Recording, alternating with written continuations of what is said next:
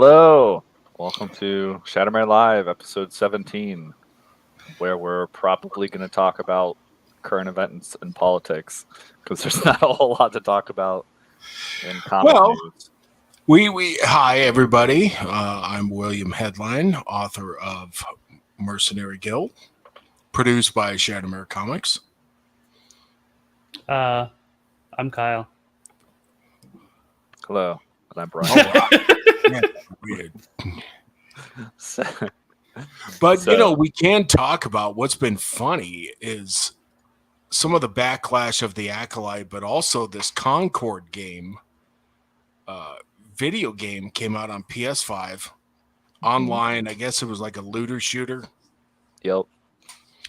And now in 2 weeks it's dead. Oh, okay. Oh, maybe they'll try to sell it for $5 a copy. Well, they're going to refund.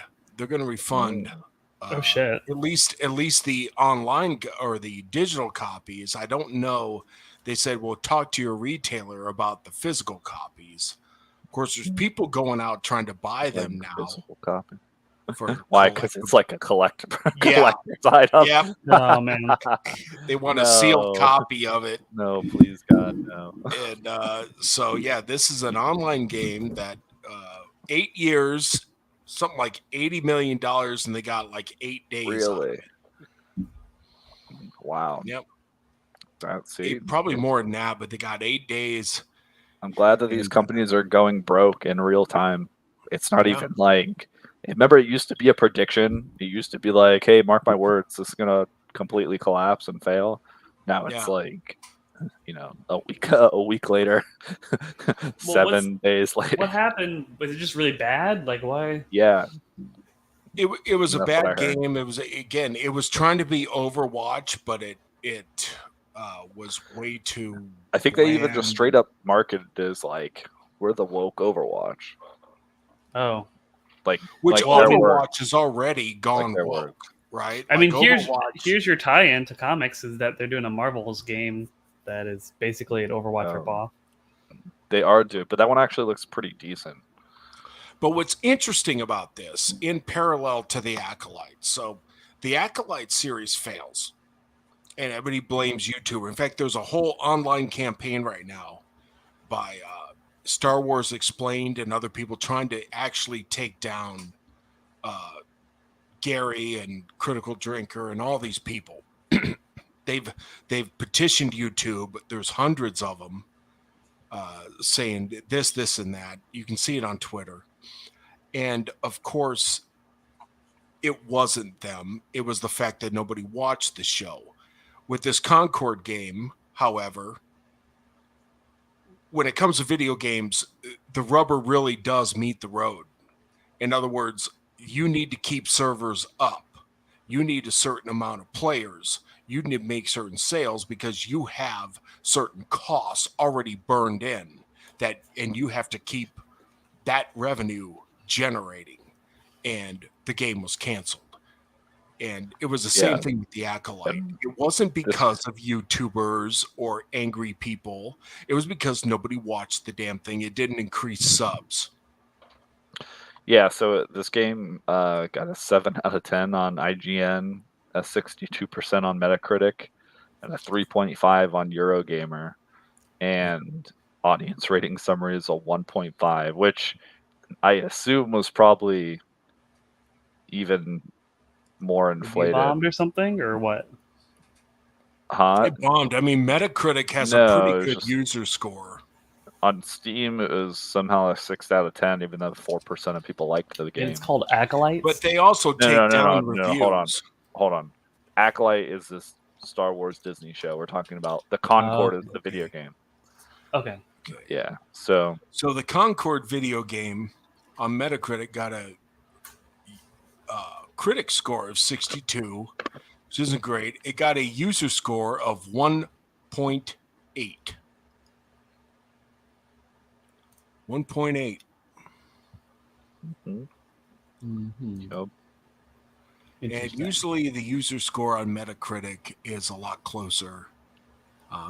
There are people who review bomb, but then there's also people who actually played the damn thing. And They say it feels incomplete. You know, it does have good lore and stuff like that, but again, it's a looter shooter in the world of Overwatch and obviously Fortnite. And I mean, visually, it doesn't seem very interesting. I know that's only part of the equation, No. but So, but if you can play Fortnite, play Fortnite. You know, I mean, like Overwatch. I mean, besides Overwatch. I can only speak for how it was when I played it. I know it's kind of gotten shittier, but yeah, it was it was good when it fun to launched. It play, was a and they had game. good character design. It did. Whereas I'm looking at this game, and the characters just kind of seem lame. I don't know. That's just the image. That's just my image search. That was a big. So by Travis critique. Northup of IGN, grab a copy of Overwatch off some dusty GameStop shelf and rub it under the musky armpit of Guardians of the Galaxy's Peter Quill, and you might have something close to the feeling of Concord. And I guess this is one of the main characters. They have a gameplay screenshot. Yeah. So if you notice the big difference between this and all the marketing for Overwatch, at least when it was initially released before they started doing weird stuff, I didn't play a ton of Overwatch, but I played a little bit. I played the Reaper guy. It was pretty fun. It was fun, and the soldier guy, but just to juxtapose this, so if you're going to release something that's a blatant ripoff of another game in the genre, it's got to give you a reason to play that game instead of the one you're ripping off. Like, you can't just I'm going to make Overwatch but shittier. Why would anyone play it? Well, exactly. Just play Overwatch because they're lazy. Yeah. Because they just. That's like if I was like, you know what, Coca-Cola sells well. I'm going to make a cola, but it's going to suck. Well, you know, we saw this with them. We saw this with MMOs. It's not like they try to do that. They're just EverQuest was the standard of MMOs. So with World of Warcraft, they took the gameplay of EverQuest. They pretty much lifted it, but they put it in their world that had already been established by the real-time strategy games. And it was Blizzard at a time when Blizzard was doing no wrong. Warcraft took off. And they already had a fan base because of their other stuff. Hold on, let me simplify this for you guys, okay? You see the screen right now, right? This is a character in Concord. Okay. Yeah. You tell me the difference. Which's more appealing to you? Yeah. A or B? Yeah. This is one of the original Overwatch characters. I mean, the dirty not so secret of Overwatch is that it's successful because of the porn. Yeah. Yeah, and they made porn because they had female characters in the marketing.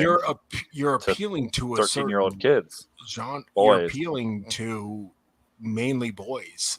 Yeah, let's just realize it. Because looter shooters are big amongst male audiences. Well, they don't. Girls like attractive girls too. Even not even in like a I'm attracted to that person type of way. Just in the scientific. Same way like to see girls like to see attractive men and attractive biologically. Women. Is Superman muscular?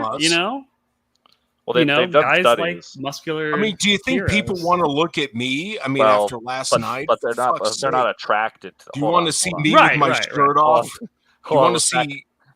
Let's back up there. I'm not attracted to a muscular guy. Well, yeah, it's appealing in a different kind of way. It's appealing because I want to be the muscular guy. Exactly. But women, they've done studies where in men and female brains, men and women, women aren't sexually aroused, but they'll be like, okay, what's more aesthetically pleasing? And men like looking at females, and females like looking at attractive females. Yeah, exactly. Yeah. In a minor, I guess you'd say because the men's body is utilitarian, whereas a feminine body is more curvy. Yeah. It really is. It's because it's got curves. Yeah. So I guess in one sense, like women are slightly aroused by seeing women. I mean, I've probably seen more women playing Overwatch than any other game I've played online. Well, we don't have to go down that route. Like it's just the majority of the demographic is guys. So Yeah. like you're gonna have to target a boy and male audience. Well, yeah. Like But I obviously mean, women you will. killed two birds with one stone there. It just like by Yeah, having certain types of character designs, you attract more players in general. yeah. Like women will play the game too. Like they'll go because Well, they like and video not only games and they that, want to. so like Kyle said earlier, so you're ripping off a game. So what incentive are you giving people to take this over Fortnite or PUBG or Overwatch? Or like what separates this game from any of those that have already been established? And the answer is nothing. But you still got to pay It's at 70 least what I would guess for by it. the fact that it's failed so far already. Yeah, you still got to pay $70 for it. No, I'll just stick with Overwatch or Overwatch 2. I mean, I don't know how that's doing, but Not as well, but you Yeah, know, Overwatch 2 to do as but well. you know the setting and all that stuff. Like I was saying about gameplay. So for a long time, I played Lord of the Rings online. Now that was the exact same gameplay as World of Warcraft, and I hated that gameplay. I hate just hitting buttons, waiting for my character. But I got to play in Middle Earth, right, exactly. and it Because was you at least got written. this setting there to appeal to people who Yeah, already are into that, which is why the that music. Marvel's ripoff could work. You know, I could be a hobbit and Mhm. run around the Shire and talk to people and get in adventures. It was awesome. I loved it. The gameplay sucked. It was terrible. But But also I this love art's the bad. music and the role play. It had some of the best role play in any MMO I've ever seen. It was awesome. But that's what took me away from World of Warcraft. Okay, the gameplay I don't care for, but wow, I'm in Middle Earth now and I'm outside the Prancing Pony, you know, singing, playing the Cheers song, outside of it or whatever. It's like I didn't even need to, I could fish or I didn't even need to go out and kill stuff. I was just in Middle Earth having a good time as a hobbit. It was great. It pulled me away from World of Warcraft. And that's what the makers of these looter, because looter shooters are now the rage. But again, you have the gorilla in the room or the elephant in the room, which is Fortnite. And so, what can you do that Fortnite is not doing? And I just don't see if they can do anything with all the different skins and things. I mean, there's Marvel skins and there's Alien skins and there's Dune skins, and you could be all kind. You can be Darth Vader running around, in Fortnite or whatever. It's just, what can you do?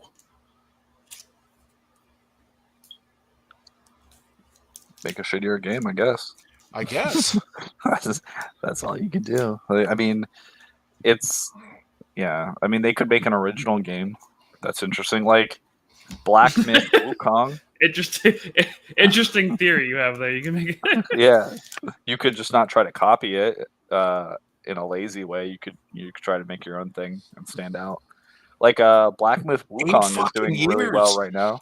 8 years it took them to develop this thing. We think coming Yeah, out with it's a awful. comic is excruciating. I can't imagine being a video game designer. Holy night. Yeah. Well, if Eight they have a bunch of years. but it's a bunch of corporate bloated bullshit. Like everything's through committee. It's not like a team of passionate developers that are cranking this stuff out because it's shitty. It's shitty. The art's bad. Like, They're just like that game's good. We need one of those.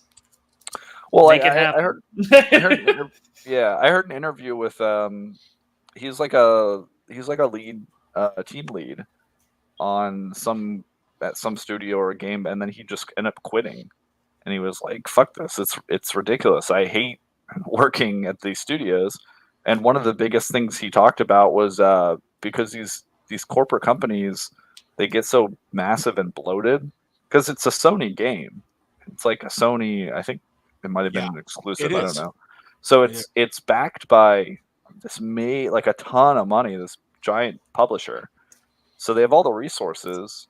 But he was talking about how he go ask someone to do a line of code, and these like grunt lower level developers uh, are like the worst, most entitled pieces of shit in the industry now because they'll give them a bunch of a lip and be like, "Oh, we can't do that because it's going to go run through this and this and this guy."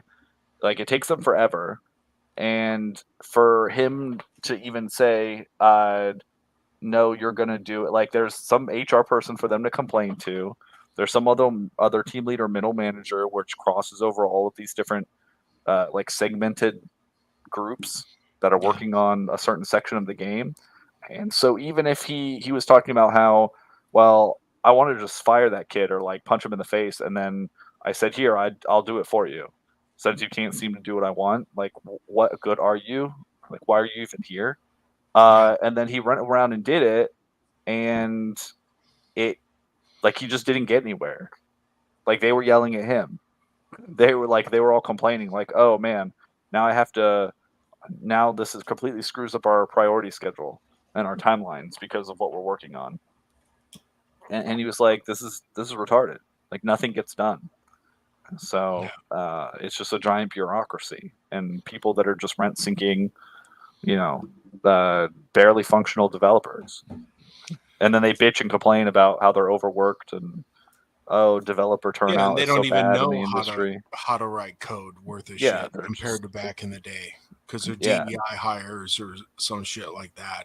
yeah. I And mean, it's shitty. So I'm not surprised that this shitty game took 8 years. I mean, it's probably sitting in development forever and ever, and eventually the publisher was just like, uh, "You're releasing this game this year. Like, And I they're like, don't oh, care what. Yeah, I don't care. There are no more excuses. Release the fucking game, or you're all probably a lot fired." of people trying to milk the giant for as long as they could. They're like, so you're saying when this game's done, we stop making money? Right. That's their mentality. Again, they're just there to collect a paycheck. yep, Like they're not invested in the game. Like they don't give a shit about what they're working on. To them, it's just another group of meshes or fucking assets they're dropping in. You know, like they're just coders. Like they're just developing. They're just mercenaries. It's not like a small studio of guys that are like, all right, sweet, let's make Fable. You know, yeah, let's make World like old school Blizzard. Let's make fucking yeah, World of Warcraft. yeah. And Let's they make changed the Diablo. Let's yeah, like or let's make Fortnite, and they revolution the goddamn gaming industry. Like this aren't these people. These are just kids fresh out of college that have probably no real world experience either. And there's a bunch of them and a handful of experienced guys who are left when all the original people left, and then they bring in shitty DEI extortion racket consultants like Sweet Baby Inc. And so they make it they make it even worse. So they turn a game that could have been good and fun completely into dog shit by all their check boxes that they have to check off. yeah. So it's pretty bad. It's unfortunate. And I think Sony's just gonna write it off like Disney did Willow. Just it's Yeah, a well you write. have to. Yeah, Yeah, you have to. You just have to be like, we're cutting our losses. You know, like this game's awful. Cut it. If we have to sell it for, if it goes free to play and we introduce a cash box, maybe like the 500 people that were playing this game, we can milk another, you know, yeah. couple I don't grand even out of think them. it got up that high. The Steam numbers were abysmal. Yeah. So, but again, like you look at a game like that Black Myth Wukong game that's doing really well. Yep. That could just you could say, oh, this is just a Dark Souls clone. This isn't original, but it's an interesting story. Um, that's If you're just familiar with the myth, definitely yeah, um, it's what Journey to the West. something like Yeah. that. Yeah, What Dragon Ball It's Z is vaguely based off of. it's the god. It's about the monkey god in Chinese mm-hmm. folklore. Yeah. mythology. So yeah, I mean it's like unique enough, and also the company didn't bow down to all these dipshit extortionists from the West, and so Nope. it gave them more credit gamers, like true gamers that the industry They hates. made what they wanted to Like, make, and yeah, and I can't believe how well it's doing. I mean, it really is doing. If games were good right now, it probably wouldn't be doing as well because it yeah, it is would do very okay. much like Souls. Yeah, it would You do know, okay. It would do like Life of Pi probably or something. Like any of those other Dark Souls like but it, games, Souls like games that have come out. yeah, but But it's really tearing up the charts because yeah, gamers want something, anything, you know. yeah. So like TikTok will only be free to play Chinese games. Yeah, The best games will come out of China for American entertainment, despite the Chinese not getting access to like 75% of what America gets to. The sweet irony. The sweet irony. how things have flipped. Yeah. Well, speaking of lazy hacks that are just projecting their modern day life into uncreative entertainment outlets, um, there's some new art out for I guess D&D 5.5 or new What is D&D it? Is it D&D 1? Dungeons D&D Dragons? 1 now. Is that what I it's think it's called? I thought it yeah. was one, and now it's 5.1. Is it one? I don't remember. I can't keep track of this bullshit. Yeah, they basically tried to reboot it because it's like when the original movies in the 70s and 80s came out, they didn't say, "Oh, this is going to be Aliens 1, this is going to be Predator 1." No, it was called Predator Well, because they that's didn't. Even Star Wars was just Star Wars. It wasn't A New Hope. yeah, He that didn't was know if the there was movie. ever going to be a sequel. Yeah, and then people liked it. It got a Yeah. lot of acclaim. They went, "Oh, okay, cool. We'll make another one and a second one. We'll call it, Aliens or Predator 2 or Star Wars insert subtitle for a sequel and so on and so forth." So now all these reboots, these modern companies trying to rewrite history and put their own stamp on it are like, "Oh, well, we know there was a first edition D&D technically. So we're going to call this D&D 1 because Oh, this and is like here's the our thing era." with the new books. If you do buy them, so there's no character sheet that you can What photocopy. the fuck? So you have to Oh, get. I don't even think you can get the character sheet off the site. That'll be a separate purchase. oh, shit. Sorry, I wasn't sharing the screen. Yeah. Damn it. And There the we go. thing is, a lot of people defended this because, well, when D&D first released, they didn't have character sheets. Yeah, because people didn't have copiers at home. It's like with third edition. Remember, there was a character sheet you could use. Yeah, it's right in the back of the book. Yep, back of the book. But apparently these won't have that. So you're gonna have to pay extra if you want a character sheet. Hmm. So do we know where this came from? So this is Um, just the modern D&D art that they yeah, this released. modern D&D art that this guy called Drunkards and Dragons on Twitter. But you really need to follow this guy. That's put funny. it in your hat. Riffs. I heard about that. But this is actual art. I have no idea where Yeah, it I comes mean, from, if it's the player's handbook or. oh, who knows? But it's consistent with what we've seen. You know, so let's break this down because Yeah, I mean, it I'm vaguely kind of. looks like D&D, except for there's There's a we taco right in the middle that yeah, somebody, there's I guess, uh, makes I create think taco well, I think cleric he's mage spell level handing 1. I think he's mage handing the taco to himself. Okay, that Yeah, that's a good maybe use of a catapult. spell slot. That's a Yeah, launching way in to his way face. to waste that spell slot, bro. Uh, It's could okay, use it's a more. cantrip. Yeah, It's okay. yeah. And then you've got uh what are these pastries called? I forget. Not scones, but like the Fritters. I guess. So you've got Hot those Pockets? from. No. They're like if you go to Starbucks, you can get them. They have like cheese or like fruit strudel in them. Yeah. Fruit pies. Strudel. Because that goes Yeah. good with tacos, not refried beans. No, but like they've seen them They at got something coffee there for shops. everyone from every walk of life. They do, except you know what? There were Italian people on Twitter getting pissed off. It's like, where's my ravioli or fucking spaghetti? Where's a pizza? Ooh. Right. Well, these They people were- live in California, That's obviously. pretty So culturally insensitive of them not to include spaghetti. Seriously, there were Italian people like getting real irate. it's great. Well, yeah. What about? I mean, I guess you have the thick piece of meat no one's going to eat here because they're all vegetarian Right. faggots. Whoa. Preaching to the choir. Does that taco have meat Uncalled in it? for. Taco.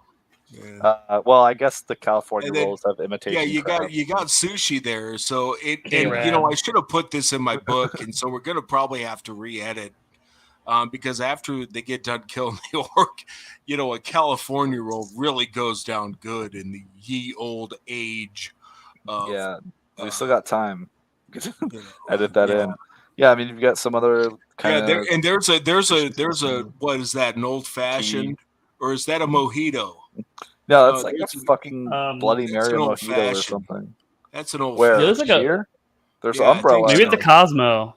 There's a Cosmo. Could There's be. an umbrella in it. Oh, that could be a cosmopolitan then. Yeah, there's a sushi. The photoshopped Asian lady. So we got an Just Asian elf, and Photoshopped elf ears on her how progressive is Yeah. this? She's eating with chopsticks because from a ramen bowl. yeah, Yeah. because she has to eat ramen because she can't afford tuition. I don't know, man. Yeah, I mean, you've got what California people are only what they know, which is tacos and sushi, holy and maybe God. this is guac. This is guacamole. I don't know. Yeah, that's guacamole. That's an So, avocado. That's an avocado right next to it. I shit you not. there you go. Yeah. So, Oh no, wait. Yeah, No, I think that's a an lemon. avocado. What this? I think that if they pick that illegally, they can get charged $80,000 and like 12 years in prison. Nice. No, it is a lemon, but they don't know Or it could that. be. Oh yeah, it's a because those are lemon. the edges of fish. Okay. It's a lemon with fish, Yeah, but there's some kind of dip there. Maybe that's guacamole.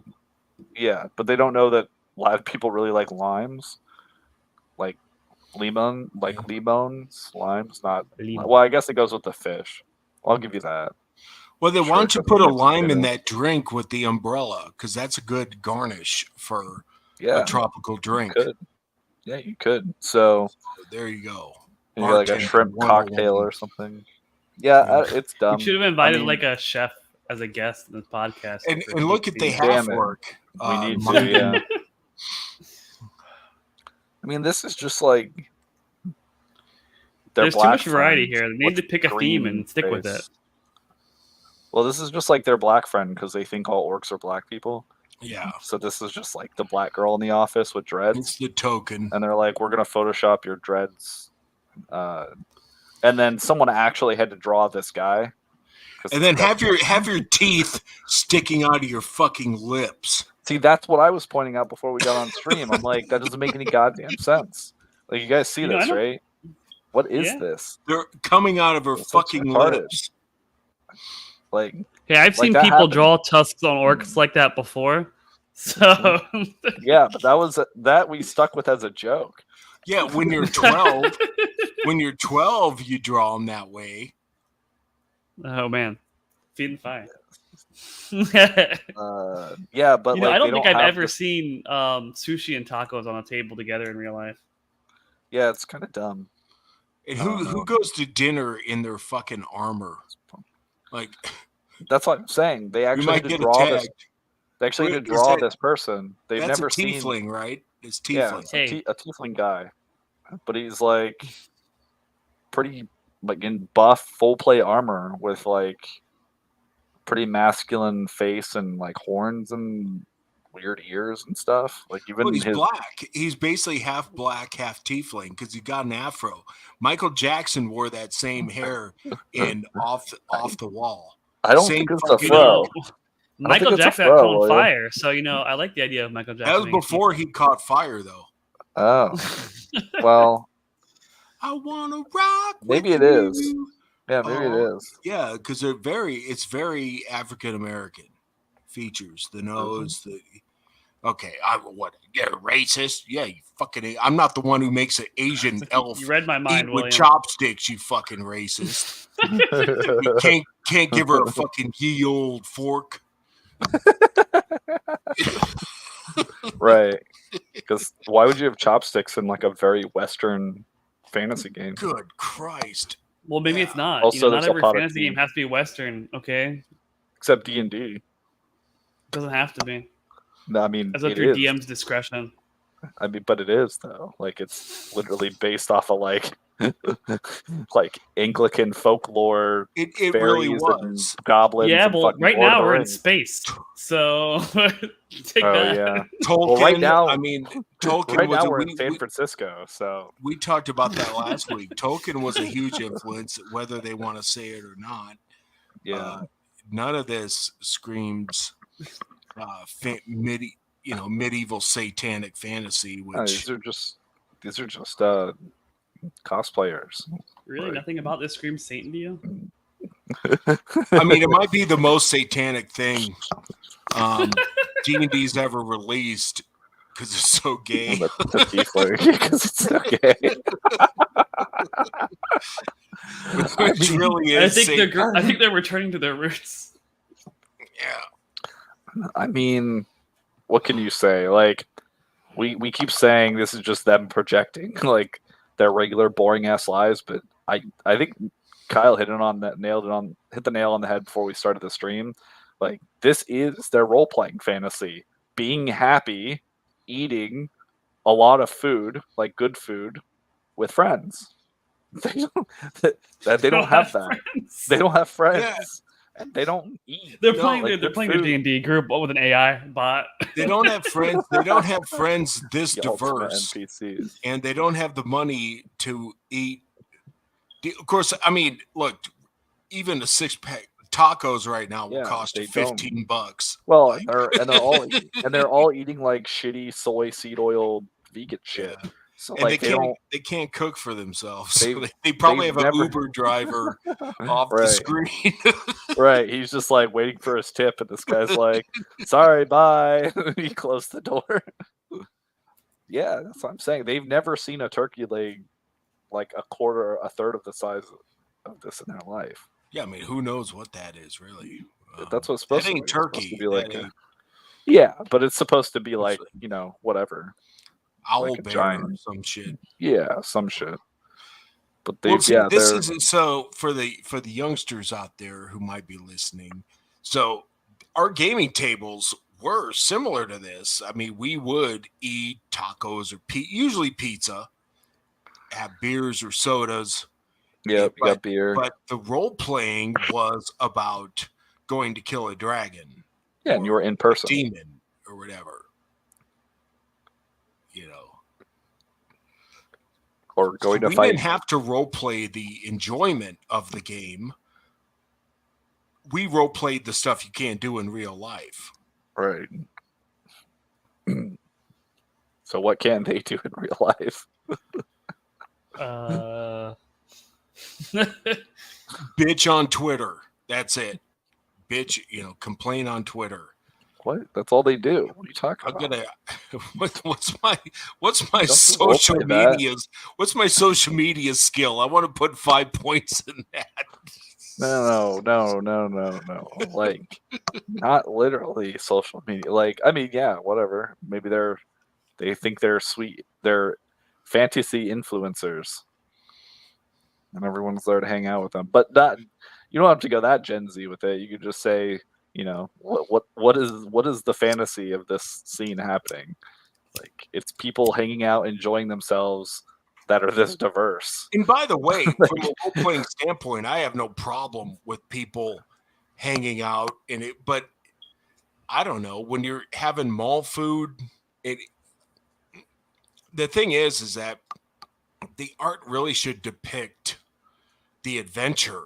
This is not an adventure. Mm-hmm. Yeah.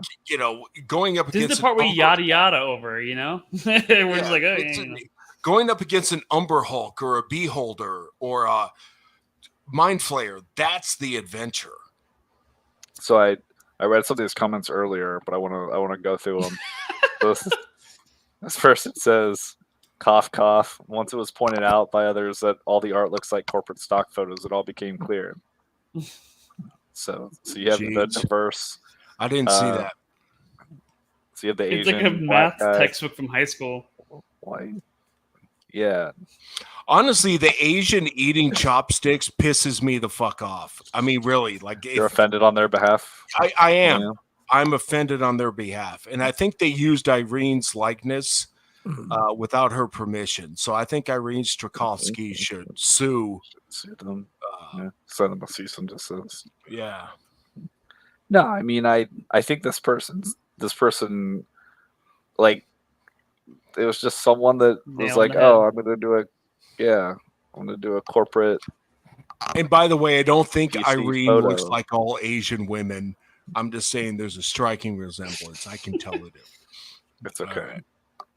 Just born of the same mind that created the stock photo. I'm the high school math textbook where it's like we have to be really diverse, so we're gonna have everyone having a good time, all doing diverse things. Yeah, look how happy these people that would never spend time around each other, that are like so culturally like really, the elf should be disgusted they'd be that close to an orc. Yeah. Good point. Yeah. Good point. I mean, yeah. Any D&D group I've played with, half of these people should hate each other. Yeah. And then they should all be like, what the fuck are you doing here, bro? Yeah, what the fuck you want to hang out with a tiefling for? I mean, really? Like, I know they're cool and edgy and shit, but really, I can't trust a tiefling. Sorry. And then you've got future games if we ever play. You've got the impotent, like, little weak. I think that's a halfling white guy. Yeah, but it's a white guy. Yeah. So, at least he's a ginger. So plus one on that. He's got red hair. Okay, so he's a ginger. There you go. There you go. Give him a point back. I But yeah, can see the good in everything. It's just it's just a fantasy stock, which maybe they just ran this through AI and they're like, hey, apply fantasy D&D filter to this. Yeah, who gives a shit? They've already been caught doing stuff like that. Like, so good God, that is dude, whoever posted that was balls on, man. Yep. So, and then you've got this person saying what we're saying, which is, instead of evoking a sense of adventure, mystery, or horror to spark imagination or interest around the game, they're projecting real life into it. This pick is more reminiscent of players pre-gaming, not their characters in world. Yeah. Yeah. It's a role-playing game. And then this guy from your era, William. I'm glad I'm old enough to remember when this was D&D. Well, the art style. And by the way, that's not the best art, but no. I guess this was like, this art reminds me of RuneScape Classic now is what they're calling it. Yeah, I don't even remember this art from D&D, but they had all these different sets. So I just used the main three books, and then Fiend Folio and Monster Manual 2. New Age Tumblr crowd, most of whom are crit role fans or fans of the similar super weenie junior versions of D&D. Yeah, that's right. That's what we were talking about on John's show last week. Guy with no friends wonders why D&D would market to a group of friends who like to have fun together. Aww. I mean, yeah, that's basically what I was saying. Yeah. Yeah. Yep. Yeah, yep. No grades of fantasy. Just hey, we're gonna go to the coffee shop together and nice. Oh, we should. But some people, put some art up there that was, pretty cool, and that's dope. Holy yeah. shit. Now, which do you want to play? I mean, that's fantasy adventure right there. That's cool. The perfect Twitter thread to just piggyback on and be like, look at my art, it's better than this shit. Yeah. Yo, should reach out to this person and see if they're interested in doing some art. This is You can do our this cover is with great. the you dead dragon might on get it. a response, homie. You Yeah. might get a response. Oh, okay. Yeah, there you go. Is your favorite? Yeah, I mean they're saying my character is the death dealer character, Mm-hmm. but yeah, Frenzetta. That's a Frenzetta. Yeah. There's a card game where I guess they license from the Frazetta family. I want to get that card, but the rarest version of that card is I don't want to talk about how much people are selling the card. You can get a coffee mug like that. You can get a coffee mug like Yeah, that you can get from the Geek Grind Coffee. I got the Sure. Headless Horseman one instead, but I was gonna buy that. Yeah, you can buy that Interesting. coffee mug. 12 ounce, 16 ounce, whatever. There you go. Anyway, so yeah, it's just continues to be a joke. And we've already made fun of much of the art of them, serving dinner next to a freaking blacksmith shop that's blowing out It's just 5,000 degrees of heat and everybody's happy. There's more to come, I'm sure. Yeah, it's just another version of that. Like, oh, we're all so happy, and but they're people who make this are really miserable and slowly dying. But yeah, like some of the retorts against that picture was like, "Oh, you're complaining about food." It's like, no, we're not complaining about food. Well, yeah, we are. But we're also complaining about it's the meaning behind the food's a symbol.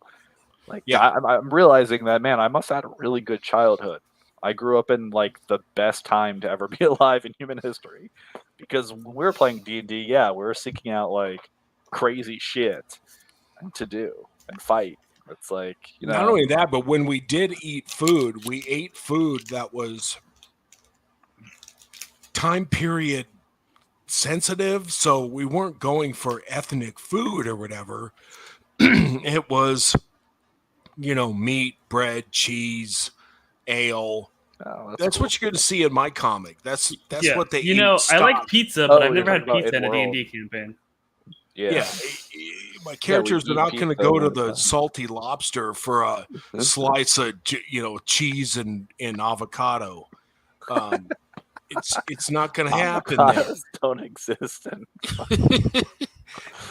Oh man, it's not going to happen. But they will go there for whatever, maybe corn on the cob or some fish. Obviously, it's an island town, so they're going to have some fresh fish. Yeah, and it better be fucking saltwater fish, William.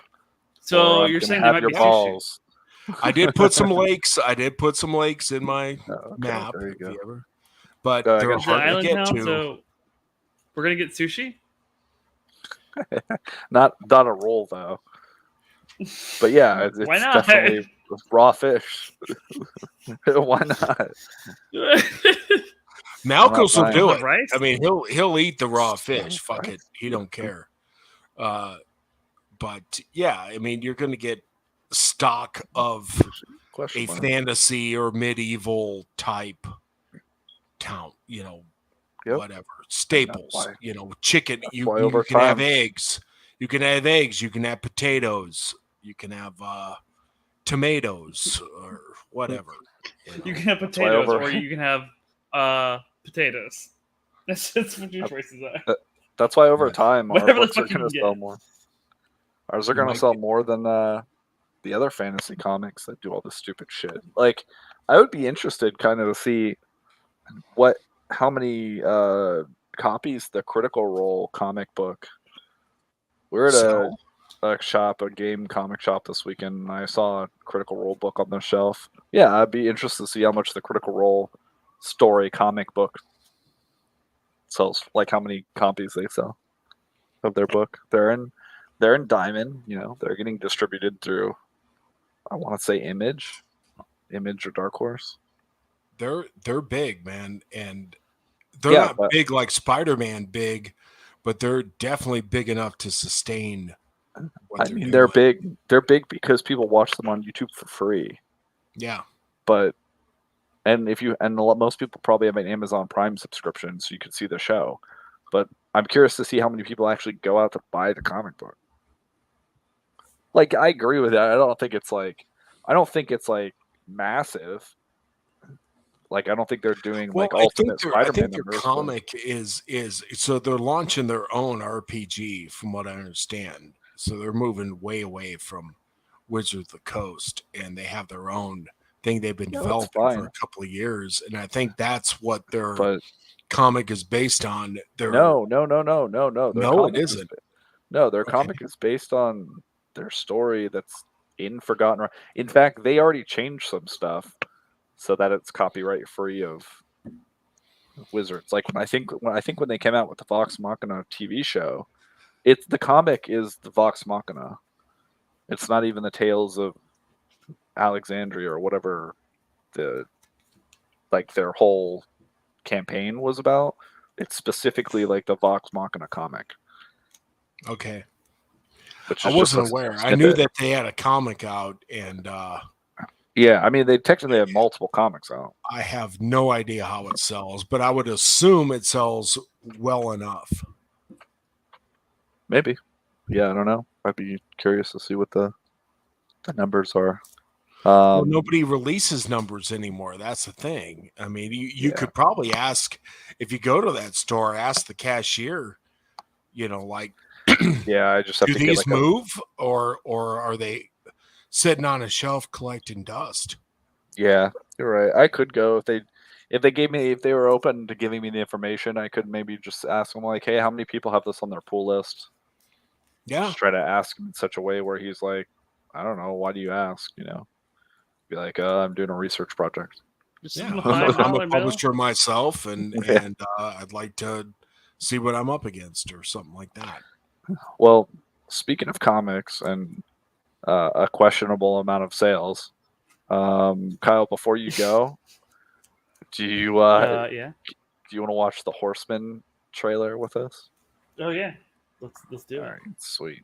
So I'm on the Rippaverse email newsletter, as you guys know, Yeah. and so I deleted it as soon as I oh see. no, I love getting this stuff. I know. I need to start looking at it. I need So to start. they've got the September newsletter, and they've got home store news, right? So I don't know. I'll just scroll through this, and then we'll go through the trailer. So they've got, I guess, a short box that they're doing. They're wrapping up all the shipping for their $5 sales orders. So to catch you up, Kyle, they did a huge like a fire sale, and a bunch of stuff was $5. Like the original, like pretty much all the books that they've come out with so far. I Stuff I think paid 50 Too for much the first inventory, one huh? signed. too much inventory, yeah, and all the merch. And so they got rid of So you're a like, sucker, you is know, what you're saying. Yeah, yeah, well, that's how we all feel. The people who paid full price, Yeah. we feel like suckers. I did get last Christmas a shirt for $8 when with there shipping you was go. 13, and it's actually a good shirt. So I'm you not. averaged down. Yeah, I mean, You bought on I the way paid down. 50 for the signed copy of I Someone. They got Ice on Tune Straight for just the 35. But then Oh shit! he was having another fire sale, and I got that gray shirt with all the characters on it for $8. And Well, it's actually a good shirt. It's comfortable. that's good. As long as the shirt, I mean, at least you can wear the shirt. You know, you can't really like wipe your ass with the comic book because you could get chemicals from the printing in your butthole, and you might get poisoned yourself. No, I'm but just it's a saying, good if You it's a don't good wanna- shirt. Honestly, like if you burned it, you would the inhale chemicals. t-shirts are worth it. If it, and again, nobody knows what the fuck you're wearing. I can go into a Sure. a restaurant or something wearing that shirt. Nobody, what's that? They don't even ask. Like they don't Yeah. care. Yeah, no one actually knows. Like the mass population doesn't know. But then I don't want to buy. I don't want to pay money for like a So do 3D you read asset that shirt. shit? Right. Yeah. Yeah. Have it you might ever just had like one of those shirts or whatever that you just wear and you don't really care what it says? It's just comfortable and it fits okay. yeah. And that's how this is. It fits. All It my fits school good. shirts that still fit. Yeah. That's like So all I my. can wear it out to pick pumpkins or whatever the fuck I'm doing and wash the car and who gives a shit. Yeah, it's an $8 shirt. Who cares? Like if you throw it away in 2 weeks, whatever. If it shrinks in the wash, whatever. But Yeah, you're not going to get a plain shirt for $8, a plain T-shirt for $8. Probably, yeah, well, it's going to be tough. yeah. I mean, I think I can go to like a outlet store or like H&M or something, and I can get pack of shirt. I Well, I mean, you mean, we probably go can to go Walmart and back get a and pack of forth all shirts. day. I'm sure there's better values, but I'm just saying that Yeah. $8 No, I for agree. a T-shirt that fits okay. I mean, Oh, I dude. got the real big one in case it shrank. So I got like Oh, triple nice. XL in case it shrank, and it didn't shrink that much, and it was fine. It was actually a good quality shirt. I actually want to use that for my merch. I was gonna say, well, yeah. Look right down the brand, the actual brand name on the I'll tag, look at and the we can tag. get it. Yeah, I Yeah. was gonna say if you want shirts, like I just hate. I got the gray one because I hated his yellow and some of his other pastel bullshit. But I got the gray, and that's well, if you fine. want a cheap shirt, I'll send you a Shattermare shirt to walk around in. Yeah, I'll dig it.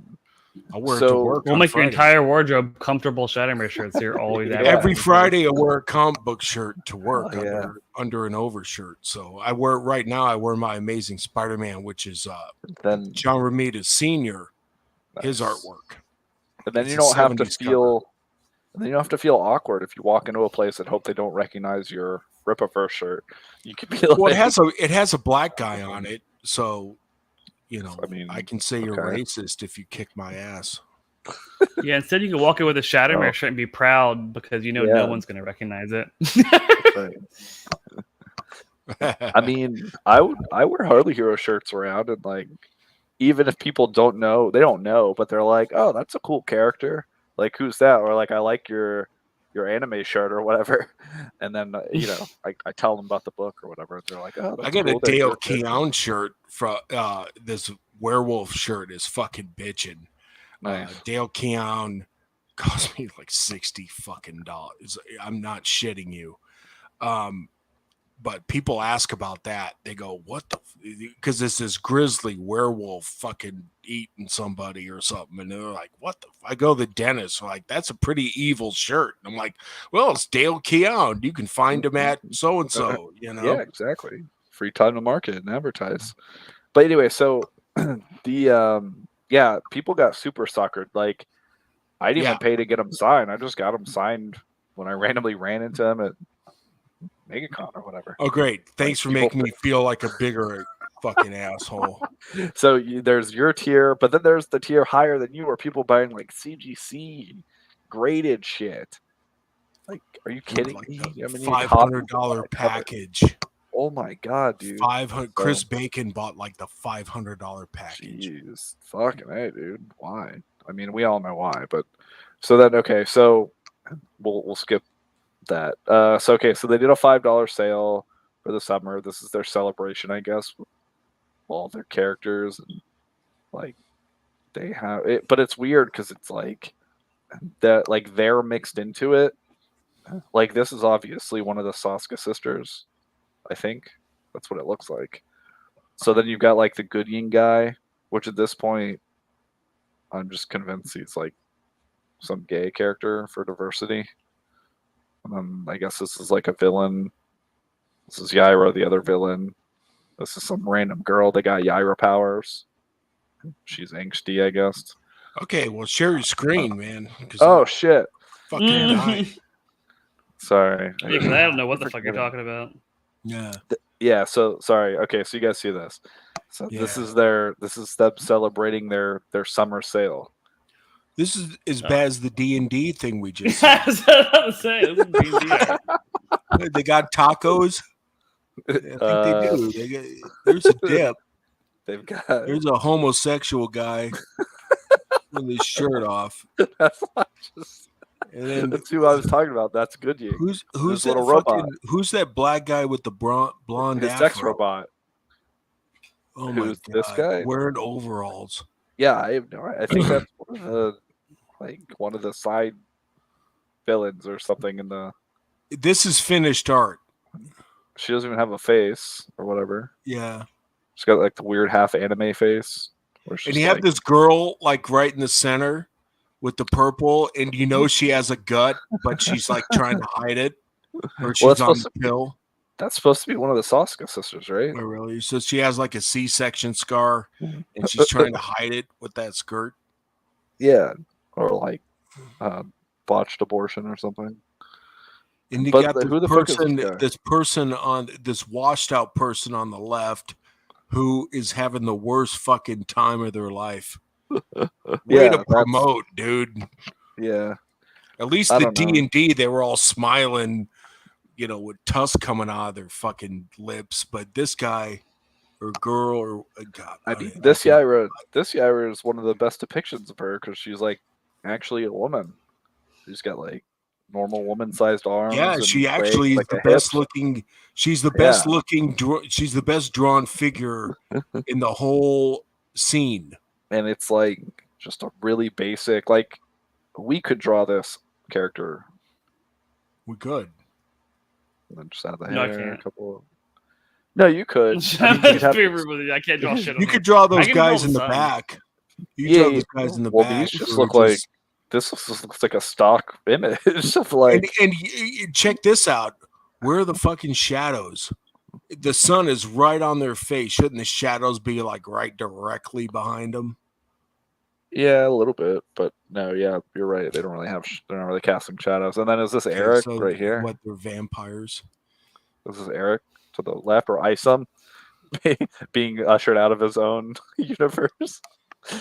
Like, what the fuck is that guy drinking? So like, I'm not familiar with all this. Honestly, I'm not familiar with supposed to be like the main character, right? That's a good question, Kyle. Right? You would assume so, like, because he's the OG.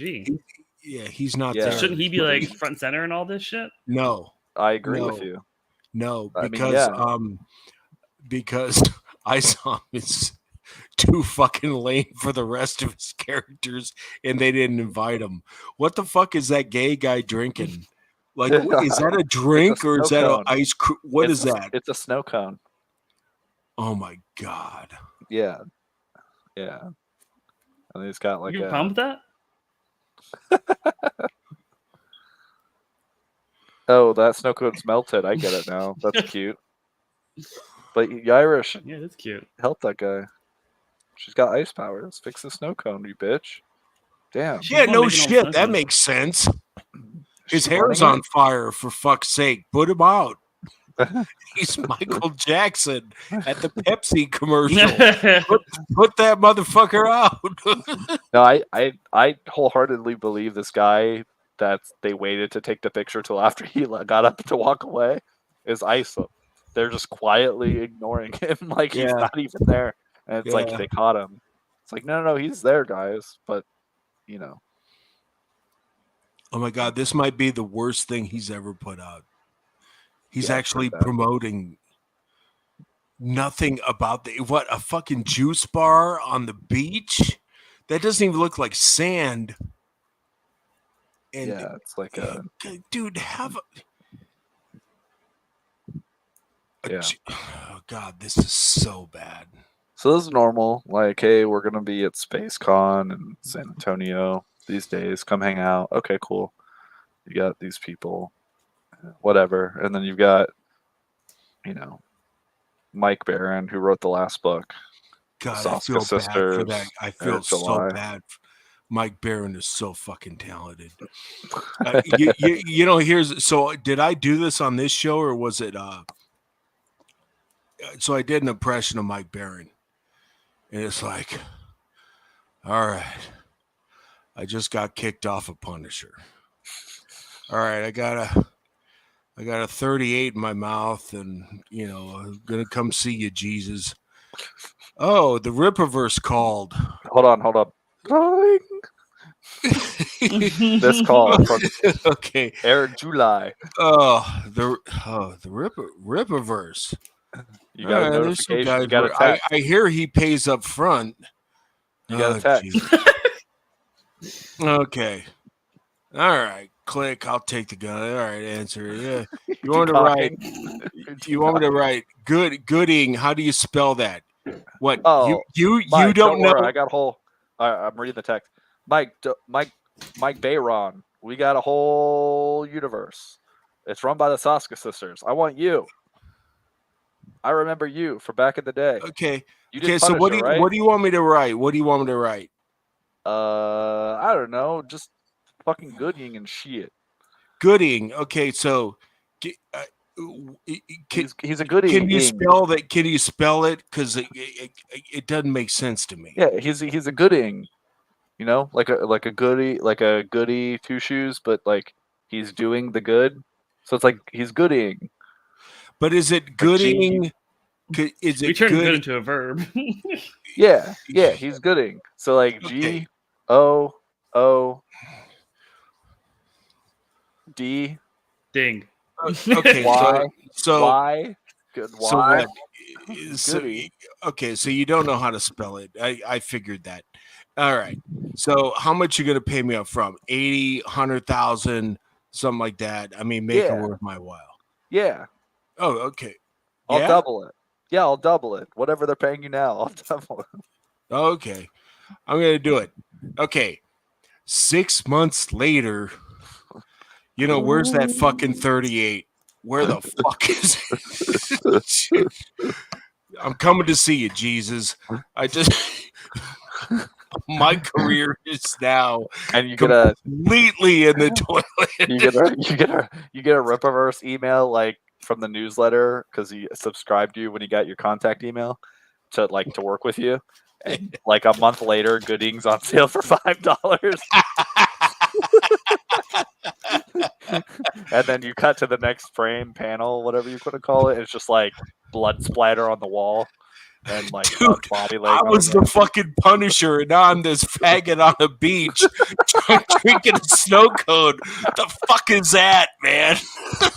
Oh man, what is this robot saying?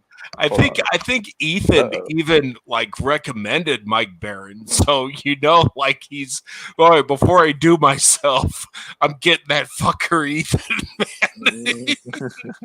Yeah, he's like cue the Punisher music. Dun, dun, That's dun. it, man. Dun, Dude, dun. he's got his rocket launcher. Oh, sweet. Oh, poor Mike Barron. Oh my god, because the guy is so good, and there's just nothing he can do with a character like Goody. Because remember, we saw that trailer, and it's a place filled with people, and it's completely empty. It's like some guy out with his mutant cow. Dude, I know who he hired to do that animation or these animations, because I was approached or found, I don't know how it happened, but there was a company that, and they followed up with the email, that's why I remember this, that looked very similar to that kind of thing, because the way that animation was, it was almost like like a corporate, like you have to take the fucking sexual harassment course for your HR manager. Yeah. And it's like, okay, it's that time of year, everybody. Everyone do your fucking compliance videos. Yeah. And it's like diversity in the workplace, cybersecurity. And for some reason they waste money instead of just like having a voiceover because no one gives a shit anyways, and we all skip through it. They hire, because they just want more money. They hire like some kind of animation team to do this like cutesy, shitty, really like bad animated, like pretty poorly drawn characters. And then sometimes they'll like interact with the real character, and you're like, I don't understand, why is the 2D guy like interacting with the diverse black speaker lady, but whatever. And and so that's what that reminded me of, that Gooding trailer. And I'm like, oh my god, I wonder if that's who they hired, like a corporate HR staffing Or some animation. Tumblr fuck. I mean, Yeah, it's you just know, like so retarded. Like you don't like does he not vet any of the people he works with? Does again, he not look at any of their his best portfolio? trailer, we've come to the conclusion, was Bloodruth, and that Yeah. basically was a comic book trailer, legit. Yeah, it finally looked like he just looked at Indiegogo and Kickstarter trailers and we're like, oh, so that's how all the indie people are doing comic trailers. That's how Yeah. we're doing it. That's how I want. I loved what you and Luke Yeah. and what came up with. That's what I wanted. Is show pages from the book, have a voiceover, have some music, and then it's that's fun. it. Yeah, That's and it. No live act. We're not going to location. Fuck all that. We're going to show them the book because that's Right. what they want. Yeah, but you can tell that someone did that, and they put effort or some kind of minimal amount of passion into it, because it actually looked like the book. It wasn't like he just hired off someone to do something shitty. I'm just wondering if somebody But- sponsored them to do shit like that. Like, hey, we might make a. I don't know. I don't know, man. We'll see what happens when he does the Yellow Flash book.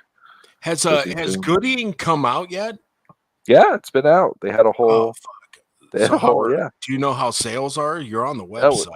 Oh, it was bad. We can check it, but hold on. I want to get to the trailer real quick Okay. before Kyle has to hop off. Let's- Okay, so they're doing tank tops now. Those will be $5.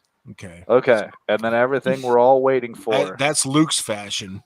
Let me make sure I didn't miss anything. Hold on. Okay, so he's got the Ripper magazine and some bullshit, We talked about that. and some fan art stuff, and here's a character in the next collection or whatever. Who All gives right. a shit? So they have a fucking Horseman trailer. He'll be here sooner than you think. All right, bam. Ready, boys? Here we go. All right. Let me zoom in this guy. All right.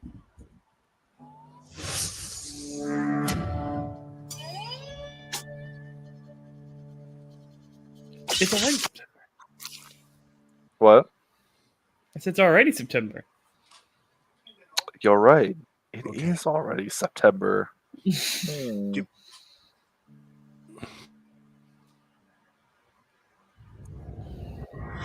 Oh shit! What? That was it? What? Oh my god! Talk about a teaser. Oh my god! Yeah.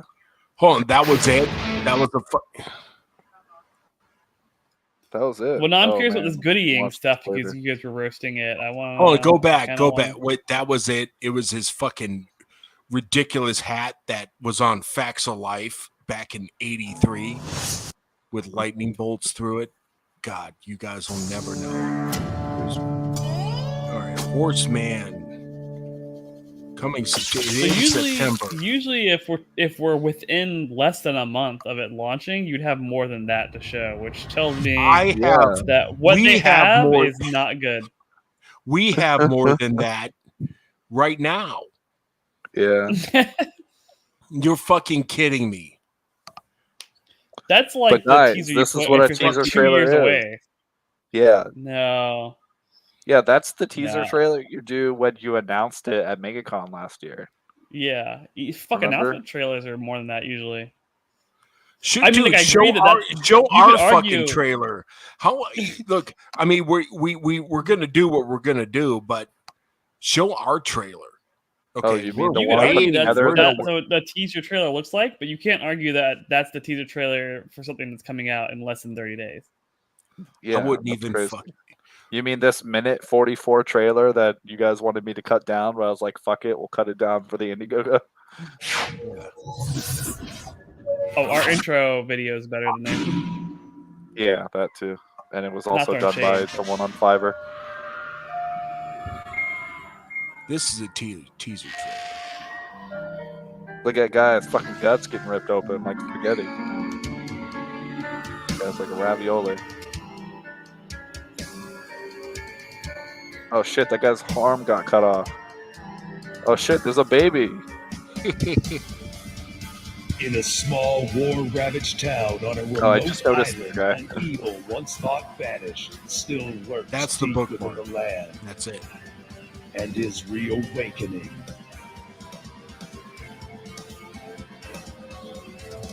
God, that looks so good. Yeah. In this slowly healing community, I get more excited between every time two I see this. factions, an outcast band of adventurers strive to rebuild their lives and make this island their new home. I gotta go back and add that colored page. As darkness encroaches upon the weary citizens, only the Mercenary Guild stands in its way.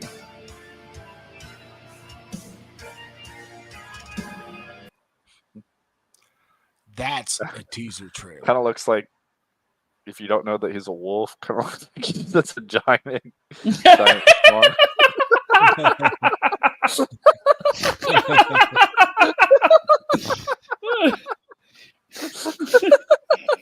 He is a wolf, right? Yeah, right. Keep it in. Keep it in. But we can say that's his tail because it is. Well, It's it a is gag tail, now. yeah. It's a gag now. It's an Easter egg. Join the guild You know. at themercenaryguild.com to receive an exclusive Elven Sorceress trading card. And that should come out with the first book. Yeah. Yeah, for sure. And then we'll do bookmarks and cards and coins and guitar picks and world maps and all that shit. Oh yeah, that's right. Yeah. If you're listening now, viewing now, folks. Oh hey. Not for long. We just showed a giant cock on StreamYard. Jacob says, "Love to support smaller sites as much as I can. Hope you guys so go far." Thanks, man. Thanks, Jacob. Yeah, for you Thank guys you. watching the show, viewing the show, we decided we're gonna break Mercenary Guild up into one of three. So if you're a fan of floppy comics, like we are, you can get an issue 1. And so we're gonna do a crowdfunding for that, pre-order campaigns with all the works, and then we're going to do a volume. It'll be like the trade for 1 through 3. And then we're gonna do I think we're gonna do a crowdfunding for that as well, and we'll throw a bunch of cool stuff in there that you won't be able to necessarily get for the first issue, just so we can have some unique stuff for like the people who back originally, you know, and then the people who back for the trade. Yeah, so you'll still if you're signed up for the email newsletter, if not, go do it right now. So you can get the sweet collectible Nicole card, but that'll be a part of the initial launch. So whether you do the issue 1 or you do the volume, the trade, you'll still get the collectible card. And there will be original art also available for purchase. Yeah, on the campaign. So from Luke Aglietta and colored by Frank Walk. If it's colored. So those will be if it's original art, it's just going to be the line art by Luke. Yeah. So okay. Although I suppose we'll have to talk about that, but I mean, I think Luke wants to release the colored cover or whatever. If he's doing the colors, yeah. I mean, if he's doing the colors traditionally as well, that's fine. And we may do sketch covers and things like that. So. But yeah, I mean, I suppose if someone orders, so say like, because we're going to do original art of some of the interior pages, like hand selected too. Yeah. So those will be available for purchase, which is going to be fucking sweet. But I suppose you could always commission our colorist to color the traditional pencils and inks from Luke. Like you could have Frank color the pages, was what I'm saying. So yeah, you could have like a fully colored original art page. But I think most people I've seen who buy, like, that would be something interesting and unique that we may be the only people to ever do. Because usually when you see like original art, well, if we did original art that was just line art, they could have somebody like they could have ink spots color it too and give his, have them sign it. Yeah, give his take on it, or Yeah. whomever. There's lots of colorists out there. Right. Well, presumably you'd want the colorist that worked on the book too, right? Yeah. So, but yeah. So, but usually I see people pick up original art. It's like the pencil inker, the illustrator basically. So then they're getting it from them. Yeah. But yeah, We'll have plenty of goodies. Reasonably priced. We've definitely checked it against other campaigns, and we definitely want to beat them on price as well. The quality is going to be there, but the price will be reasonable, and we're not going to have a $5 cover sale at the end of the year, because the reason why we're crowdfunding, folks, no, is so we know how much to make of everything. That's the main thing. We're not going to print off 50,000 books unless we have a demand for 50,000 books, which I hope we do.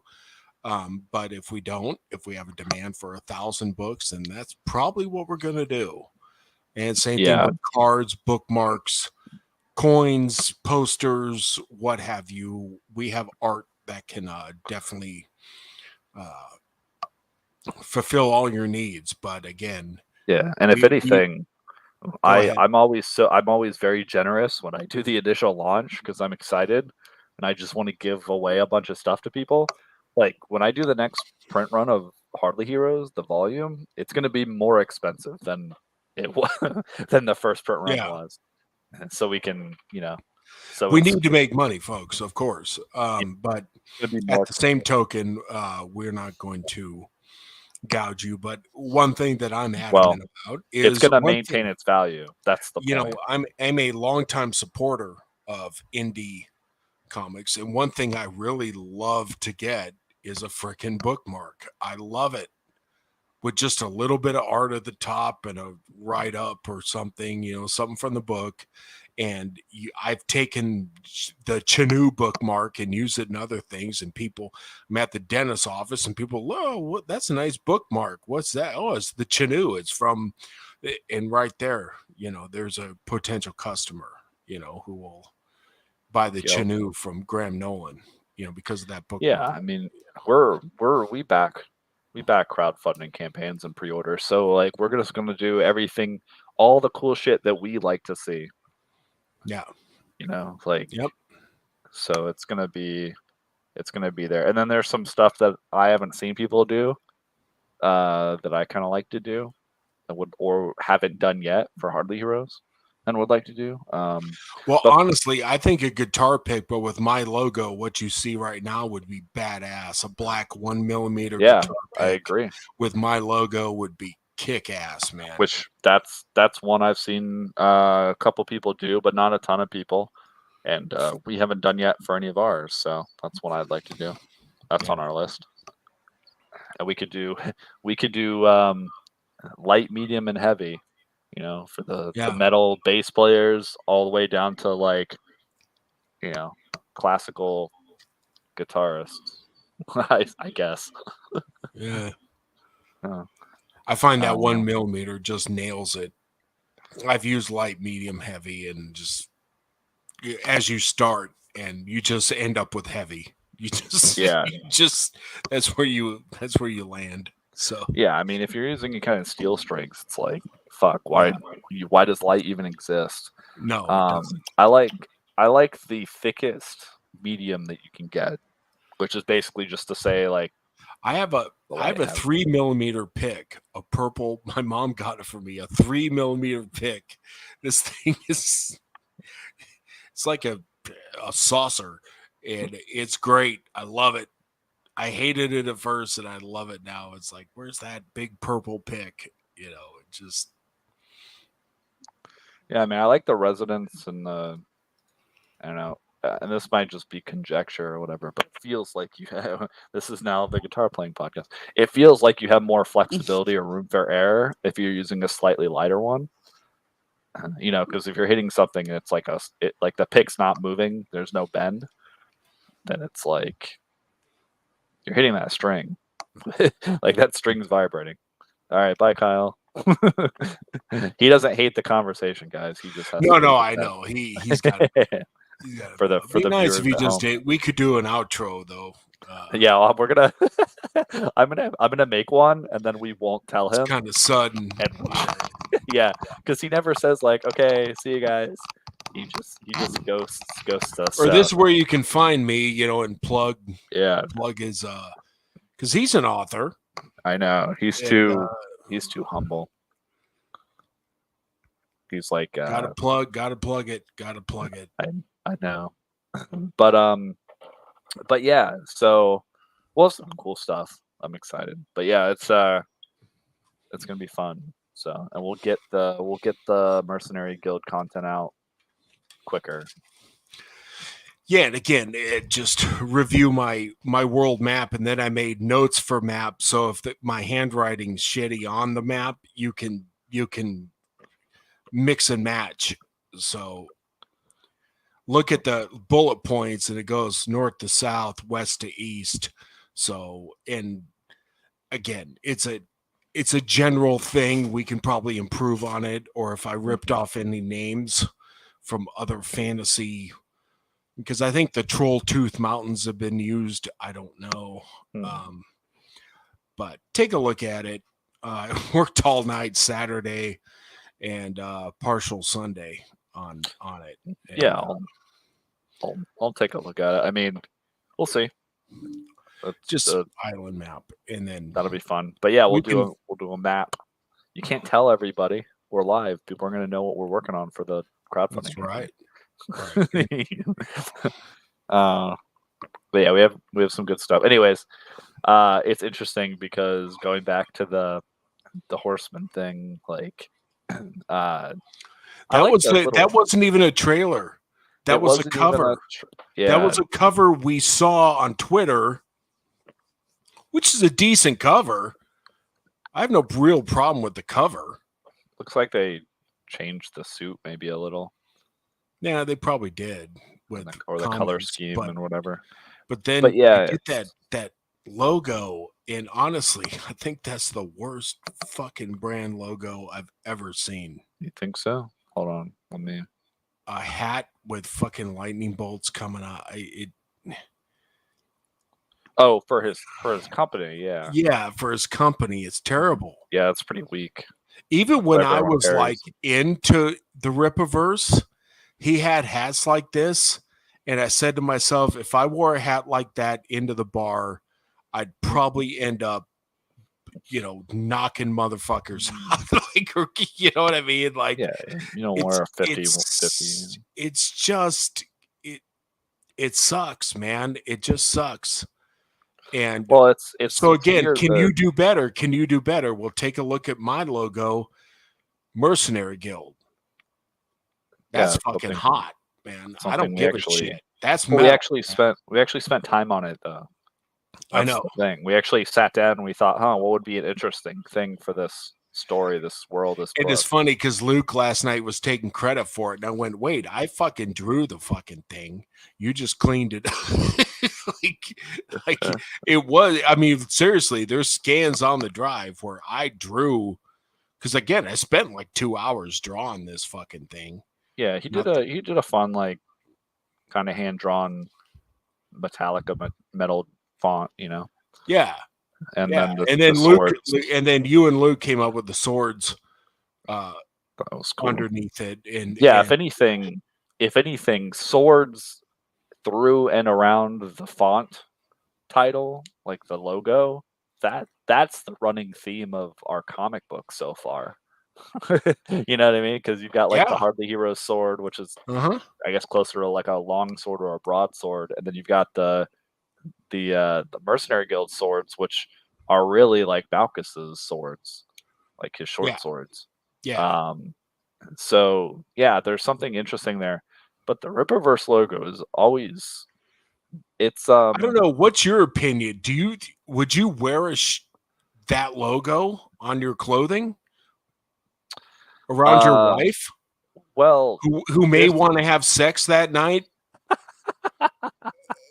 Well, obviously, I'm going to take it off. You're gonna have to, man. So, but the question is, do I want to do it voluntarily, or am I taking it off because it looks like shit, or am I taking a lot off because I'm about to fuck? You know? Yep, that's the question. Yeah, is it happenstance or is it intentional? So, it's like a chicken or the egg. No, does that if I came to you with that logo, and said, "This is Mercenary Guild," and I gave you that, what would you say to me? Without knowing me, what would you say to me? Well, I would say, what the fuck are you like?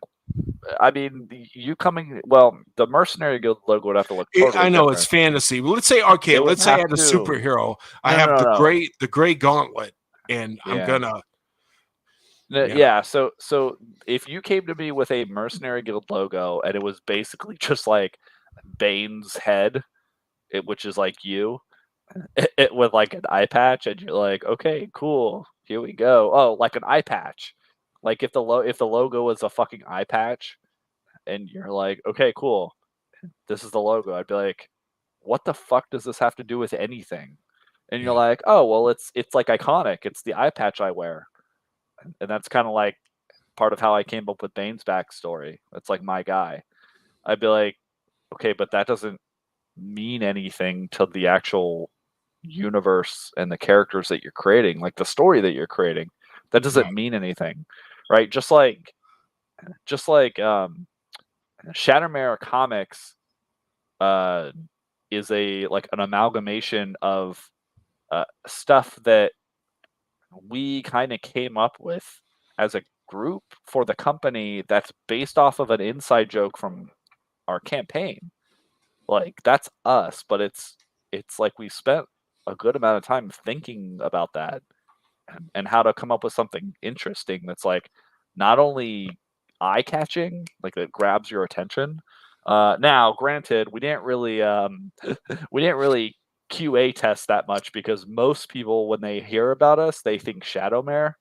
Like most people seem to be like, "Oh, you guys are Shadowmare Comics," and I have to correct them to the Yeah, point where like John's Longbox last week. yeah, he even though it was on screen, he had it on screen. He fucked up like multiple times, and I'm That's a like, famous all right, horse in well, Skyrim. yeah, It is. It is. You're right. It's the nightmare in Skyrim that you can get, Yeah. and I didn't think about that. So that that kind of stuff. Oh well, it is what it is. I did buy ShadowmareComics.com though, so if someone But see, accidentally, here's the thing. So when I looked at your logo, okay, I didn't get it. I even asked you offline, what the fuck? And you told me and you explained it. And I'm like, that I thought it looked cool. I'm like, I like the shield and the thing. I said, okay, well, it's definitely fantasy, because we got the shield and the horse and all that. When I look at yeah, this and you get the lightning logo, bolt and the thunder, and then you go, oh, okay, shatter, okay, sure, it's the mare, okay, I got when it. I look at this logo, it's not about superheroes. No, it's not It's about about anything. Eric July. It's about Eric July and his fucking ego. So thank you for bringing me back on track. Yeah. So this is literally just Eric July, the Eric July universe. Like it's literally called Ripaverse, and Ripaverse is like his alter ego for his YouTuber as a Yeah. YouTuber. So the hat, that's the thing he fucking Yeah, wears. he always wears a hat of some kind. I've never seen him without a hat. Yeah, and the lightning bolt, I guess maybe is just him like, oh, look at my awesome ideas shooting out of my brain. I Like guess. that's the only thing I could look at that and think, okay, maybe if there was any kind of creative credit to give him for this, it's like, maybe it's like Flash, Right. you know? So there was a show called Facts of Life, and it was an all-girls show, and it was set in a girls' school. And like they had like the black girl and the rich girl and the tough girl, and then they had like the nerd girl.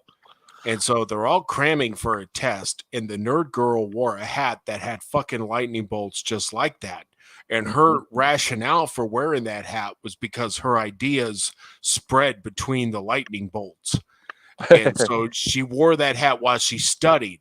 And it was the dumbest fucking thing I've ever seen in my life. And I was probably 12 when I saw this show because I didn't have control of the TV. So don't blame me for watching this fucking show. My brother made me watch it, and he turned out to be gay.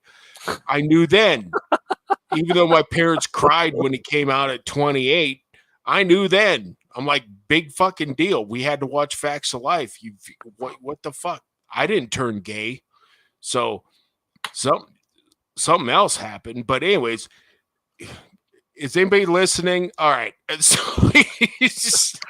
just checking. So anyways, she wore this hat.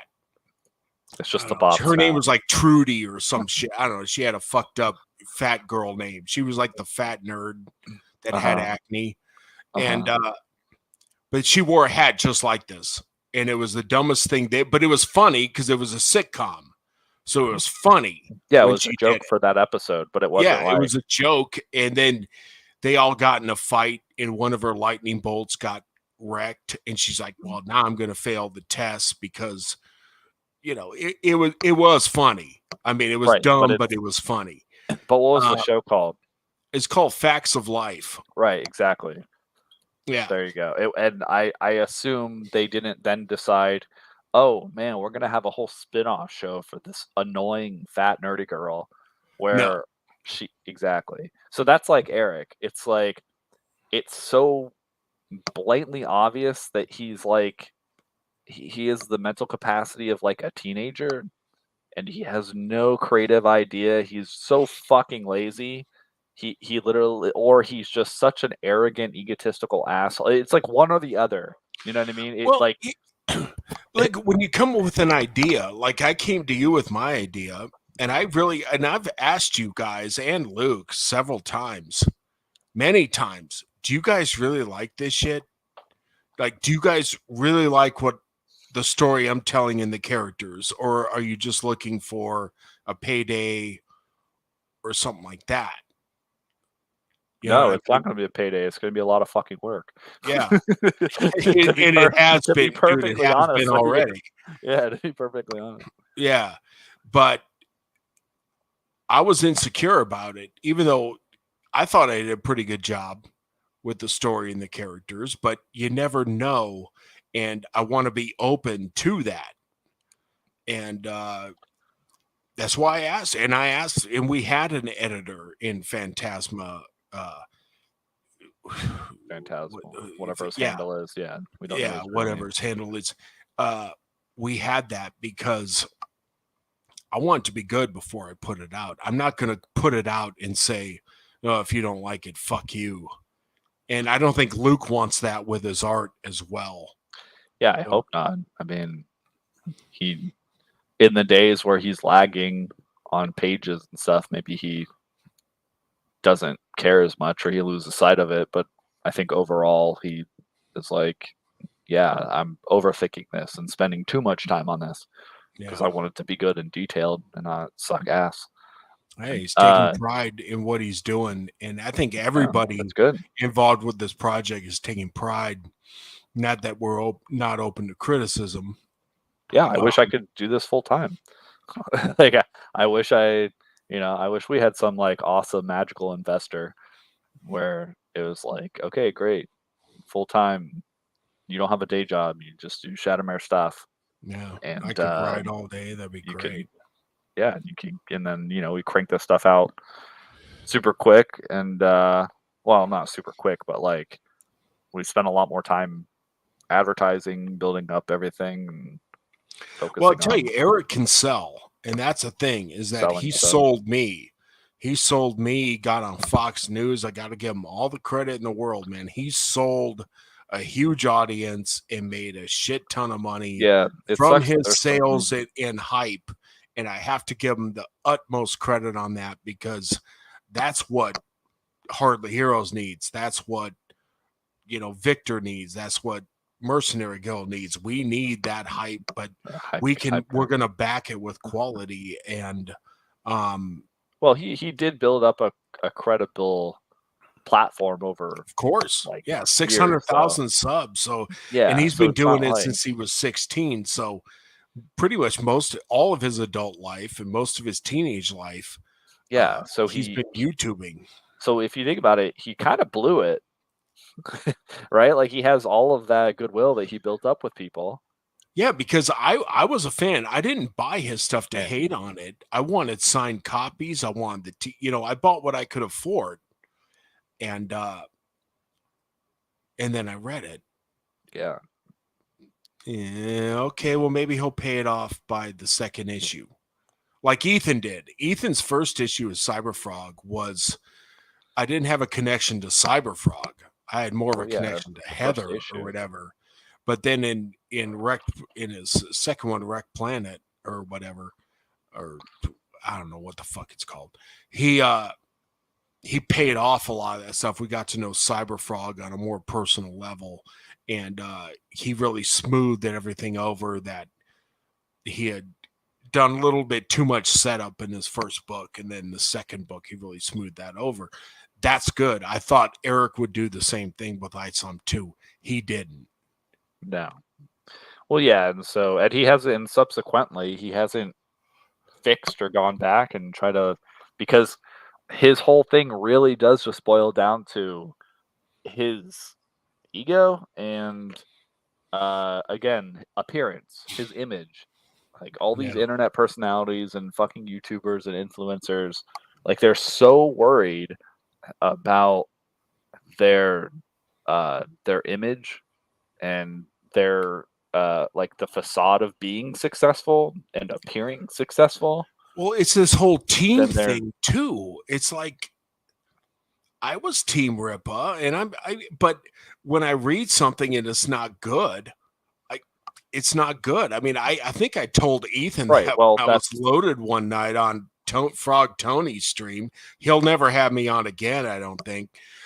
Ethan didn't like to hear it, but I told him exactly what I said. I said, your first book really didn't do it for me, but your second book, you really paid things off. You did a great job. But Ethan didn't like hearing that your first book really, Oh, wait, you guys were on the stream? You were on the stream with them? Oh, yeah.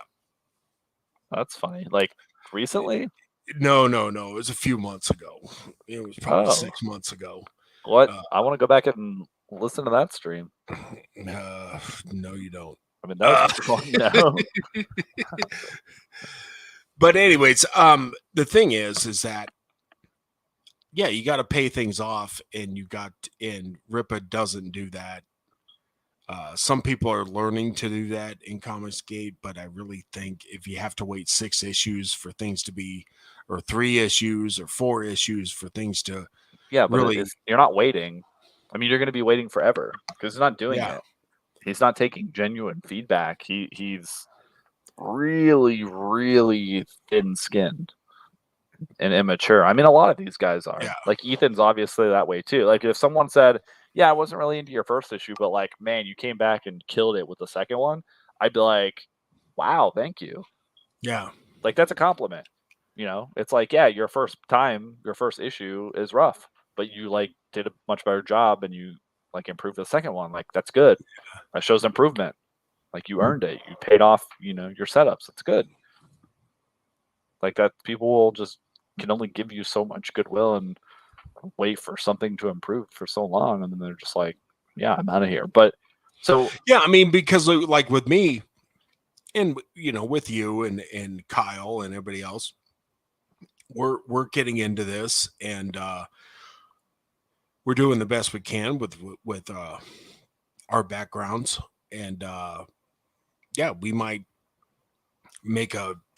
trip up here or there, and we definitely need to hear about it, because the hard part for me is getting feedback from people, because like even last Wednesday we're on John's channel, and I don't know if he's going to order the book or if I haven't seen him order, or like I haven't seen an order come through for yet or whatever, but I genuinely would want him to look through and review it, like especially compared to some of these other indie people, and like I guess what you'd say like the more professional indie guys in our sphere. And he's like, well, if it's just bad, I just won't tell you about it now. It's like, yeah, but I want to hear about it. Like I'm not a pussy. If you tell me If you're just like, hey, this is shit. Like if he did the same thing with John Malin that he did with our book, and it was just in one of his videos, and he's just like, oh, this is like the worst thing. I just reach out to him and be like, hey, can you elaborate on that? Yeah. Like I need the feedback. It's like when you go to a fucking job interview and people are like, oh, I don't want to deal with the blowback because they are used to people like being fucking Karens or like threatened to sue them, so they're just like, well, we can't tell you anything about it. And you're like, well, that doesn't help me because how am I supposed to improve and do Yeah. better so that I get hired at the next company that I interview at Right. if you don't fucking give me any feedback? So Well, it's kind of like nowadays that. it's because you're a straight white male or something like that. It's so they can't tell you that. Well, yeah, but in this situation, it's not like people Yeah. aren't going to hate the book generally because I'm a straight white guy. Like they're going to just not like it because it just wasn't that good. And but then I get it. I guess a lot of people get fucking butthurt easily, or there are people who just don't want to hurt your feelings because like now this guy has talked to me and I'm not just a stranger to him. Like he actually knows. Oh, okay, this is like I've seen this guy's face. I've talked to him or whatever. Yeah, give me But feedback. Let me know what I can but that's yeah, but that's the most important thing. It's like Ethan was saying one stream, when he was at DC, like people would throw his shit across the room and be like, "This is fucking awful." I mean, you need that. You need that to improve and do better at stuff. And none of us are veterans, so it's not that we might stumble. Like we are gonna stumble. I mean, everything I've learned had to learn very quickly about producing books. I'm applying to Mercenary Guild. So I know I'm excited because I know Mercenary Guild will be better than Hardly Heroes was out the gate. So it's like, we're already like Mercenary Guild will already be an improvement on certain aspects of Hardly Heroes that we had to figure out by like issue 3 or 5 or whatever. Yeah. So yeah, it's good. I guess, but you have to be sincere with people. Like I have no problem telling people, hey, if you, with all that being said, like if you like our store and you want to grow with us, and and you want to provide feedback or whatever, like we'll take into account. And I have no problem hearing that from people. In fact, again, I mean, I tell people the story all the time. That's how we hired our editor because he gave me genuine, and it wasn't like, "Ha, you suck, go kill yourself." It was like, "Oh, here's criticism," and it was very constructive. And I'm like, "Oh, great. Well, I want your opinion now on because that's what I expect from you," and it's worked out ever since. So like stuff. I mean, obviously, I'm not hiring everyone who give us criticism as an editor, but yeah, we want the feedback, and but I'm not gonna go on, social media campaigns and make a bunch of fucking like weird videos trying to cover up and save my image and downplay people. It's like if I don't care about what someone has to say, I just move on with my day. Like these YouTubers are so weird where it's like they'll make multiple, and the other weird thing is they're obviously making content about each other, but then they have to be cool and act like they're above it. So they're like, well, I can't name you. I can't name the guys I'm talking about or the group or whatever, but I'm going to talk about the thing. Yeah. Like, okay. Or you could just say, hey, I mean, if you're going to talk about it anyways, you might as well highlight it and just say, hey, this person reached out to me. Like we had some good conversation. Hey guys, like maybe don't go after this person and harass them and their family. Just relax. Like it's cool. Yeah. So yeah, but that's the thing. Could I take 1 minute? Yeah. I'm gonna just bring something up, and I mean, well, I'm just gonna keep talking to the viewers here, and okay, I'll be right back. Finish my thought. Yeah. So it's I mean, I guess it depends on how many people get the context of what we're talking about and follow it along with all the specifics. But the Rippaverse logo is a clear indication of the guy who either has absolutely no creativity or is very egotistical or both, because it's literally just the hat that he wears and his tag name slash verse. So like it's not like it's called, I don't know, what would be a good name for the Rippaverse that isn't called the Rippaverse? It's about space angels and a guy who's a detective but not very effective, and uh, so you've got like some super power people, and maybe there's like a underlying supernatural element. No, because there's Bloodruth, and they're like summoning demons and shit, weird shit. So it's got like a little bit of a super. So it's kind of falls in line with like DC and Marvel, like the supernatural stuff isn't necessarily mainstay. It's still more of the sci-fi superhero alien kind of sci-fi stuff. So I don't know. Maybe just call it the. I mean, you could name it based off of your what should have been your main character. The Iceverse, because that's what it was in the beginning. You announce that you had this one character. You say, "Hey, I'm launching this comic company." And when we were all excited in the beginning, we believed in it.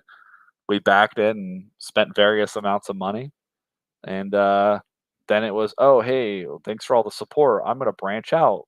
We're going to win." And then it became more of like a cult of who wants to help Eric win by giving him a bunch of money instead of supporting the guy because he makes quality content that actually could compete against mainstream, Marvel, DC, or at least some of the lower level indie publishers or whatever.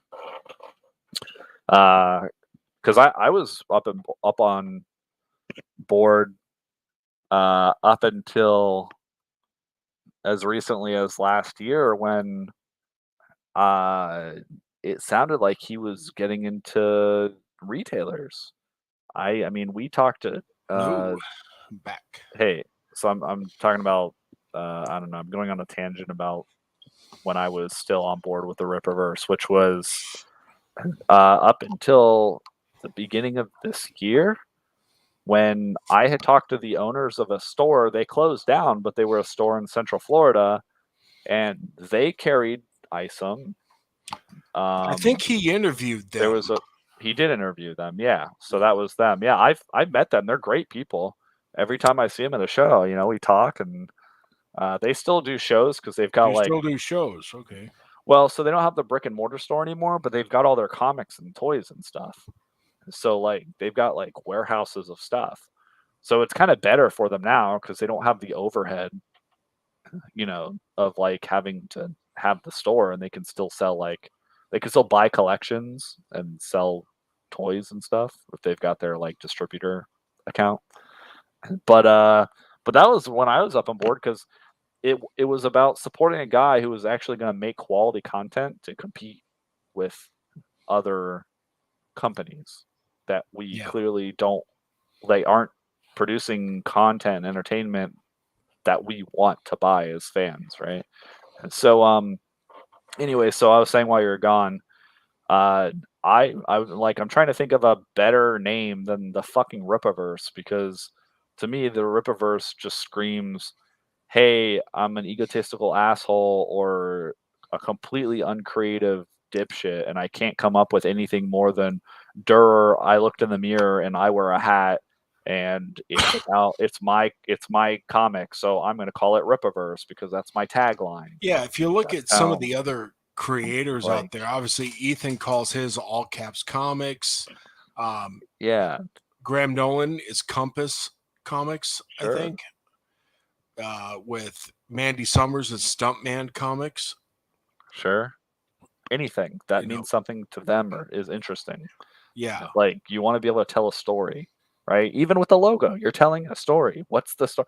People get interviewed. Why'd you call it that? Hey, why do you call it Shattermare Comics, Brian? Like, what does that mean to you? Like, it's something to talk. So he didn't do any of that. It's just like right on the nose. And frankly, the the the verse, quote unquote, was built off of Isom. Like that was supposed to be the main character. That's what we all thought because that's what launched it. Um, he Yeah. didn't say, "Oh, I'm doing a whole comic line and series," and I'm built like he was like, "I'm gonna come out with a comic, guys. I'm gonna start my own comic company." And then, oh, guess what? I got some other stuff in the works as he was seeing like all the money pour in. You know what I mean? So, um, uh, fuck, where was I going with that? Anyways, what I was saying is like, okay, so then just call it the Isom verse because it's your main fucking character. Like it's his world that he lives in. Yeah. Because I got to thinking like, well, Marvel and Well, if DC everything is in like Floor Spire, or Texas, or Flora Spark, some name it that. I mean, come up with a better. yeah, you could call it like, well, but I mean, it got me to thinking in the last 5 minutes. So like, what is DC? Uh, what It's is detective. Marvel? Yeah, Detective Comics. So DC came out of basically their flagship original comic. Like Hmm. there was no DC verse. It was, oh hey, we have Action Comics. Oh, we have Detective Comics. Detective Comics does really well. So we're Detective Comics. We're gonna shorten it because now we've got a whole comic line and they're all in a shared universe. And so like now you can see Superman, Batman, Wonder Woman, Flash, Green Lantern, so on and so forth. Now they're the Justice League. Like the Justice League is like the Rippaverse. Yeah. He could have called it Alpha Core. Like that Yeah. would be a way cooler title than fucking You Rippaverse. could. I mean, I guess if you're retarded, like you go, oh, Rippaverse, that's like young Rippa, horror, horror, horror, horror, horror, and like you clap like a seal. Like, but he could have created something more interesting. He could have led with Alpha Core. That would have been cool. Like that would make more sense. Um, but the point I'm making is like this shit starts organically. It's like everything he's doing from the top is from the top down, with no actual organic growth or demand. No, It's like I've been saying about like the Yaira statue and all it this is. other It's shit. top down. It's So top down, and then he's like, "Why don't I have more sales now?" Well, because no one gives a shit. So like, start with something people actually give a shit about, and then build it out from there. Like, there's a reason why we're doing other titles like Mercenary Guild. Like when you came, I didn't say, okay, call it the hero verse or something. I mean, yeah, I something. don't know. If it's going to be that generic, but usually you would call it something because it's built out of a story people like, and then it's almost like a community thing. Like the community comes up with the name. You could call it Alphaverse. You know, you call it what? I mean, there like he already has stuff. You call it, but if he released Isom, right? He released Isom, and he's like, hey, but he's not marketing like the Rippaverse. He was just like, hey, it's like my Rippaverse. It's like I'm like this is Rippa Comics, you know, like Marvel Comics, DC Comics. This is Rippa Comics. Okay, great, we got it. And then if Isom was great, and then people were excited about reading more Isom, they'd be like, oh, it's like the Isomverse because he's coming out with Yaira, and Yaira is connected to Isom, guys. He could even call it July Comics. I think that would. The July whole Comics Rippa would be thing cool. is so fucking 90s. It's He could call it Somerville because it's July Comics, but it's in the summer. Get it? yeah. Yeah. Or he could call it We Ship Earl on Time Comics or something. Who fucking cares? I mean, it's a publishing company, exactly. So it's like it should just be something interesting to you, but that's not interesting. And so it's like ripe for parody. Ripaverse just sounds, You know? to an adult, it sounds juvenile. It sounds like something a 13-year-old would come up with. Well, it is. It's because it is juvenile. That's what I'm saying. He's either super egotistical or he's got the mentality of like a 13-year-old or both. So, like, he's so immature, you can't. Maybe it's just immaturity. That's where the bruised ego, the thin skin comes from. Yeah. Like, he just hasn't had to deal with any of that because he's been a fucking YouTuber since he was 16. So he never developed, you know, Yeah. like interpersonal skills. Yeah. So, anyway, so he's like me, a millennial who only grew up doing shit. It's like spending a bunch of his time online and never went outside and touched grass. Yeah. That's why he's still. And I guess he has this juvenile name. That's why he's still libertarian. Ripa this. It's like, dude, at some point in time, you got to drop that, man. It's like, yeah, by the time he's like, oh, look, I'm coming out when with you this hit thing called 30, Well, he hit is. 30, it's like, okay, my name is, you know what I mean? It like, you got to be, you just got to come across more mature.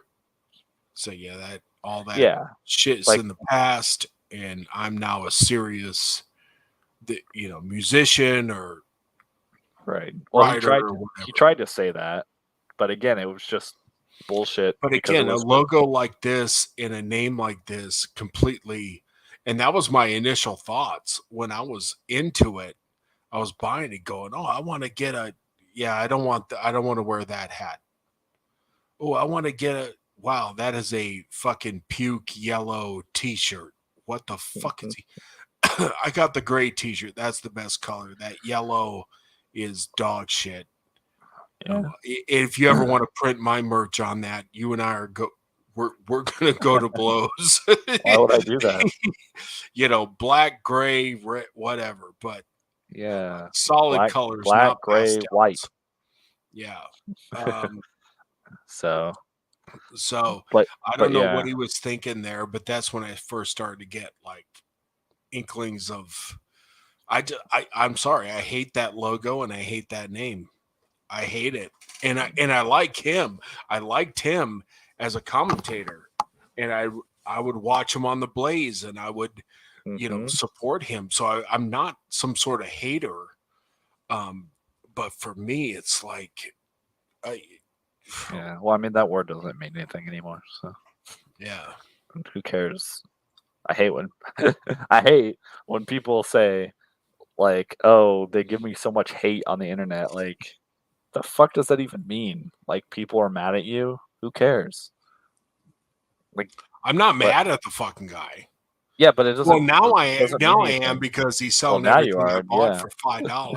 So yeah, now you actually have a reason to be mad. Now I'm a fucking hater, But but who cares? Like, oh, they're a hater. Yeah, because they're criticizing you. Like that. I don't know. I think it's a stupid internet term. It doesn't. Like, people didn't used to say that. People could have, like last night when I appeared on stream, everybody was calling me a 70-year-old man and comparing me to Dr. Evil and a fucking dinner plate. It was funny. I didn't fucking trip over it. It was just funny. They're busting my balls, Yeah, if you'd gone and like done a rant and video and be like, it's like everyone would be like, bro, you're a bitch. Yeah, exactly. That's why people are looking at Eric and being like, bro, you're a bitch. It's like, I told you I look like hammered shit. So, like, but okay. So here you go. Here comes the troll. Well, I can deal with it. Yeah, at least you're self-aware. Yeah. Yeah, I mean, if he saw this right now, he'd probably make a video, but not name me. But be like, oh, I'm a bitch, huh? Why don't you roll up? Or why don't you pull up next time we see each other at MegaCon or whatever? Like, tell me how you really feel.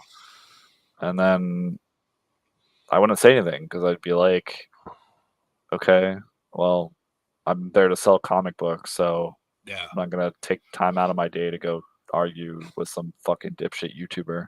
Yeah, I'm not gonna roll around Why? and get ejected for life from a con that I frequent, because that's Yeah. what would happen, and you Yeah, have and more to lose than he does. right, and everyone would look around at us like, what are these two grown fucking adult retards doing, No, like scrapping on the the floor last of thing I Megaton or want whatever? is to It's like, roll around bro. with any. I mean, if it's Irene, that's cool, but I'm. But I don't want to roll around I'll tell with you another fucking sweaty nerd, bitching about Dan Slott or something. It's just right, not but none worth of it. these. I don't have the fucking. I'm 53 years old. I don't have it anymore. I don't want it. I just want to sell my book and shake some hands and Yeah, but then whatever. none of these guys do anything anyways. They're all talk. But the problem is they talk so much. It's like all it is talk, talk, talk, and ego stroking, and be like, oh, I would like. I'm not gonna sit here and pull out my dick and be like, oh, I'm gonna beat your ass because I don't care. Like, Yeah. like, why am I going to try to fight And if another? you And if they sell want to be more like, than well, me, if you sell yeah, more than me, congratulations. good for you. Yeah, good for you. Now I'm gonna go back to trying to sell my comic book. Yeah. And or if they're like, oh well, they try to do like a 180 switcheroo. Well, like you're the pussy, because I'll kick your ass. Like if you show up, I'd be like, okay, bro, like whatever you say. Again, I don't care. Like, okay, sure, you think I'm a pussy. I mean, if I'm That make you attacked, feel better? you're gonna feel the right hand in the foot to the knee. I mean, I'll No, no, drop no, your no. foot, Right. No, no. but I'm I'm not right. gonna Don't look. start any shit. No. Don't I'll get me wrong. defend myself, but that's as I'm Right. not gonna. I'll walk Don't away, and I don't care. Again, I'm an old one-eyed man. right. The Don't get me other eye's wrong. been I surgically will. repaired. But yeah, So don't get me wrong. Because I'm saying I don't care if they want to call me a pussy. Like I grew up in the '90s. Like your words don't hurt my feelings. I don't care, bro. Like yeah, uh I don't live on the internet. But no. I'm not saying like I thought that was implied. Like I'm not going like if someone actually attacked me, yeah, they're fucked. Like I'm not. Yeah, no, I'm not. I'm going to defend myself. yeah. Like that's a But given. I'm just I'm not saying I'm looking. not engaging in retarded We're bullshit we're not looking for trouble from and anybody. mincing. And Yeah, and mincing words with people. Like I'm not going to. It's like remember that South Park episode with the fucking where they made like the guys who wrote Broadway plays and whatever, and they were like, oh yeah, Leonard brah, and they like Bernstein. yeah, and they like and they were like doing like the monkey shoulder thing or whatever it's called, or like the chest, like like trying to puff your chest up, and then Yeah, they just walked around in a circle, and they're like, "Are we cool, bro? Are we cool? Yeah, we're cool. Okay, cool." But like they didn't do anything. It's all talk and bullshit and pomp yeah. and circumstance. That's all these guys are. So, uh, yeah, I don't know. I don't know. Anyway, so Yeah, so yeah, that's the last thing I want to do at a con is deal with whatever no, they would. people's bullshit. Is like, look, I don't personally dislike anybody in Right, this they would. space. No, they would just go. If someone watched our channel, they'd be like, "Oh, I don't care what you say because I've got more subscribers than you," and then they would just move on and be like, "Okay, Yeah. you got me." And I got a better book Okay. than yours. Objectively better book. Yeah, I mean, To say so far the way it's turning out, it's a better book than a lot of this yeah, okay, stuff. sure. Yeah, I mean, who knows? That can change. Like one day we might have some more subscribers, or one day you might not have a comic company anymore. I don't know. I don't know. You may have overspent. So, I mean, anyways, that's all I have to say about that. So yeah, it's these guys are these guys are they just don't care. They're lazy. They don't care, and they're I mean the subscriber thing. It is it does give them a bunch of Well, support. Like they people didn't have to with earn anything. people are glomming on to the fact that things are shitty. Comics are shitty, movies, TVs, what have you. A lot of things are shitty, and that's a fact. Mainstream Yeah. media is failing us. So they're glomming onto it and they're Hoping, trying yeah. trying to sell their wares. And I'm part of that. Like I'm okay. But Well, this is but I it's was a creating a writer demand.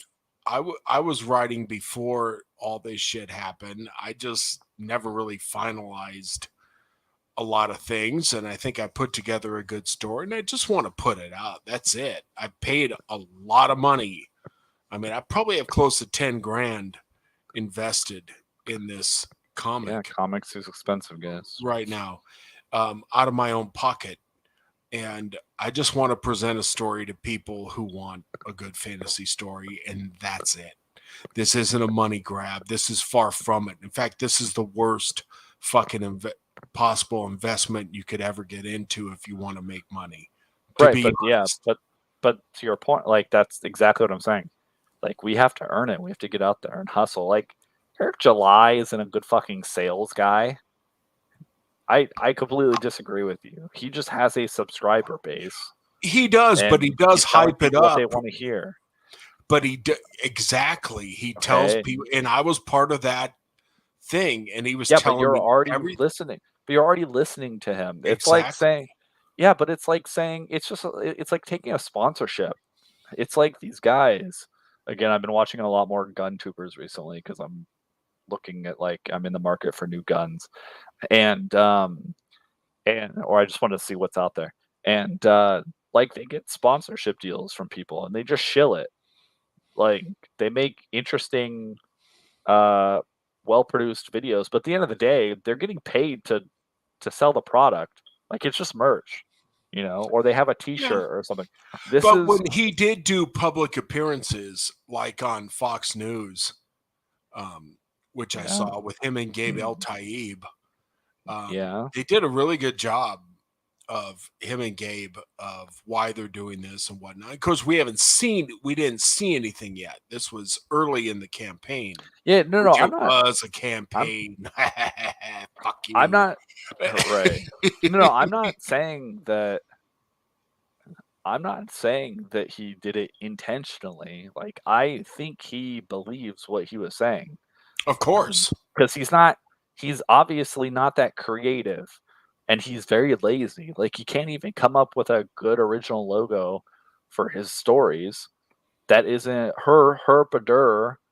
I'm gonna create my hat and use my Ripa name for everything. That is the gayest fucking logo, dude. I tell you, if you wore that into a bar, I don't care how you looked, you would not get any fucking pussy.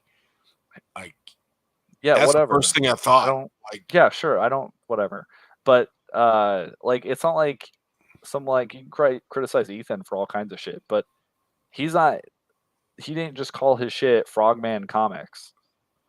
Like he could have, or he could have called it Cyber Comics, or yeah, he could have. Yeah, he could have. But he didn't. He came up with something like the guy is creative. Yeah, he's an artist, so. And like Graham Nolan with Compass Comics, that's cool. It's a cool logo. It's just the compass. Yeah. It's the points of a compass. It's clean, neat. Yeah. Go ahead.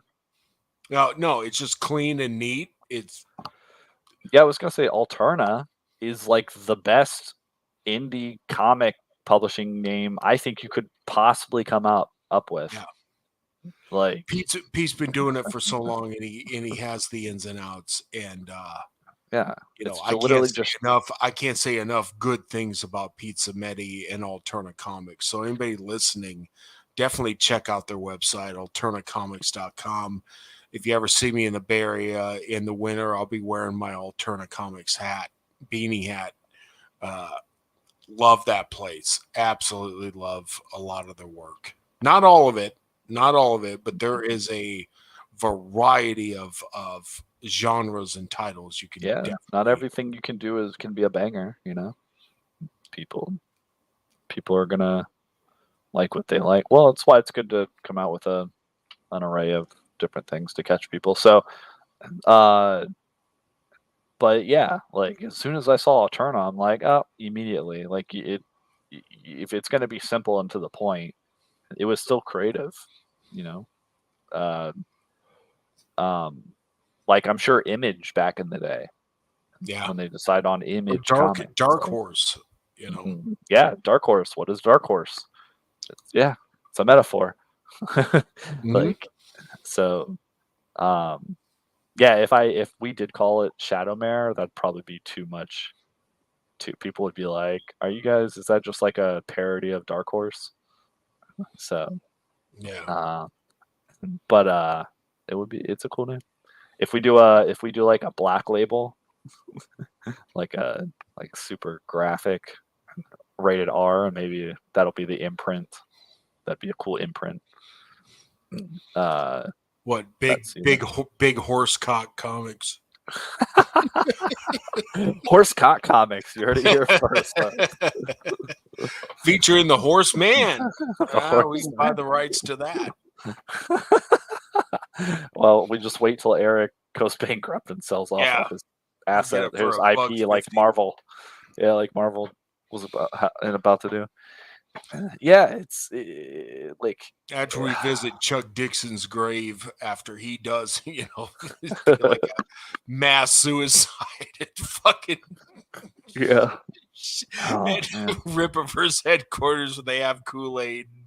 It's oh god, I'm a horrible, awful human being for thinking this, but When it makes him thinking drink that out all the these Kool-Aid. comic pros who are working there just say, "Well, this is the end of the line. This is the end Cheers, for me." motherfucker. We're out of here." Yeah. They could just set themselves on fire with all the extra copies of ISOM laying around the warehouse. And then Oh Eric god. can commit insurance fraud, Yeah. collect all the insurance money. Yo, man, I'm a good businessman. Yeah, I mean, yeah, what do you expect? Like when he came out with it, I didn't think about it because I don't know, I don't analyze. I guess I could. I want to say overanalyze, but I don't analyze a lot of that kind of stuff in the moment. I don't think like, oh, Rippaverse. It's like, okay, great, yeah, this is like your publishing company, cool. You're calling it Rippaverse Comics because you're just going to have everything. Like even that's kind of weird. Like he didn't future proof his name because he's like, oh, well, I'll have everything in the same universe. Like, are you sure you want to do that? Like, you don't want to come out with anything? So that's when the Rip Ascend thing happened because he's like, oh shit, I need another revenue stream. I'm gonna go bankrupt. We'll do Rip Well, you Ascend. shouldn't paint yourself into a corner. Because he promised all these different genres. Well, how are you going to present genres? I don't know. I guess Because you could. he's the reason people paint themselves into the corners because they're short-sighted and stupid. Like the reason why he wanted to do all these genres is because he looks at Marvel and DC and goes, "Oh, yeah, they have like Batman. Okay, cool. He's like a guy, superhero. They have like Superman. He's like there's like some sci-fi stuff in there because he's an alien, but he's a superhero. But then they have like, they have like Blade. Obviously, Blade's Marvel, not DC. Yeah. But you get the idea. Like No, they have they've had Constantine. horror. These companies have had horror comics. Yeah, and noir comics and things like that in the past. Yeah, of course. But you don't have to have everything in a fucking shared universe. He just sees what they're doing and goes, "Oh, I could do that, but I think I'm better than you," because he's believed his own bullshit for years, bro. Like you said, he started YouTube, I guess, when he was 16. Yeah. So like he's been talking shit about Marvel and DC for years since I've followed or been aware of his channel. Like I don't watch really much of his stuff anymore, but like I was watching a lot of his commentary when he was talking about, like, that was one of the channels I tuned in for like, quote unquote, comic news, you know. But like you said, they just read like Bounding into Comics articles or whatever. Yeah, So that's what they do. yeah, so I could just do that myself. Well, like So Marvel had stuff like Conan, but then they'd have yeah, every once in a while they would cross over Conan into the modern world, and it just, to me, it sucked. It didn't work. I don't know. Maybe other opinions will vary, but to me, it just, when you take Conan and put him, fighting Wolverine or something. I mean, it sounds cool, but it's not as cool as you think. no, it's schlocky. It's like a novelty. Yeah. It's just like a like comic of the hour kind of thing. You know, like, oh, it's kind of devalues, but like not every, yeah, but Eric might not know that. Eric might not know that Marvel and DC have characters, like they have IPs that aren't a part of the same universe that Spider-Man is in. Yeah. Like that may be shocking for some people to know. Like DC has imprints. That's where the word imprint comes from. Like they have, and like some of these other smaller indie publishers like Image, Dark Horse, Titan, Boom, IDW, like most of their shit isn't in the same universe. It's different. It spans different genres because you can tell a story and it can be its own story without them having to run into fucking Spider-Man. Yeah. You know, and then even Marvel and DC, like they would write a character. Sometimes it would appear like its first appearance. That was a key issue in like a Spider-Man comic. And then if people were like, "Oh, who's that guy?" they would try to spin them off. Sometimes they would be their own Well, group. and you would get a superhero fighting some gigantic thing or whatever, and you're like, well, why didn't Superman show up? Or Yeah, why didn't the Avenger, if Spider-Man's fighting somebody, why didn't the Avengers help out? Why didn't the Fantastic Four yeah, it creates all help kinds out? of weird You know? in story problems. And But yeah, they're in the same universe, but mhm, you kind of always thought that, but when you read something like Conan, you realize, yeah, Spider-Man's not, he's not going to come along, and you can really expand on the Conan universe. But when they try to cross them over into modern day, it just No, sucked. that's It's stupid. donkey dick, and Marvel put out stuff. I think it was Alien Legion, one of my favorite comics ever. Alien Legion was awesome. If you can get the trade paperback of that. Completely different. Nice. A bunch of space marines and shit, like it was cool. So I think he was a little short-sighted. I mean, maybe he will have, everything will be the Rippaverse universe, but he'll have a fantasy, back in time, or maybe he'll have Well, he a kind of did that. futuristic. He kind of did that with Yaira because Yaira's apparently immortal, or like she lives a really long time. Something So like that. so she was on Earth when the Vikings were around. Yeah. So So she's female Thor, basically, um with ice powers instead of lightning. I mean, not really. Like but she's not. I mean, she's an alien though, so she's not exactly a Viking. I mean, not really. Yeah. She's not really Thor, female Thor. She's like just a. I mean, is there an ice? Is there like a female ice goddess in Nordic mythology? It's like a demigod. I don't know. I guess. I It's don't more know. like she's like a female ice giant. I really don't know if he put a ton of thought. Yeah, no, it didn't. Anyway, so Yeah, no, but like, so and Bloodruth is more like supernatural because I think they went to some like weird demon creature realm or something, and Isom too.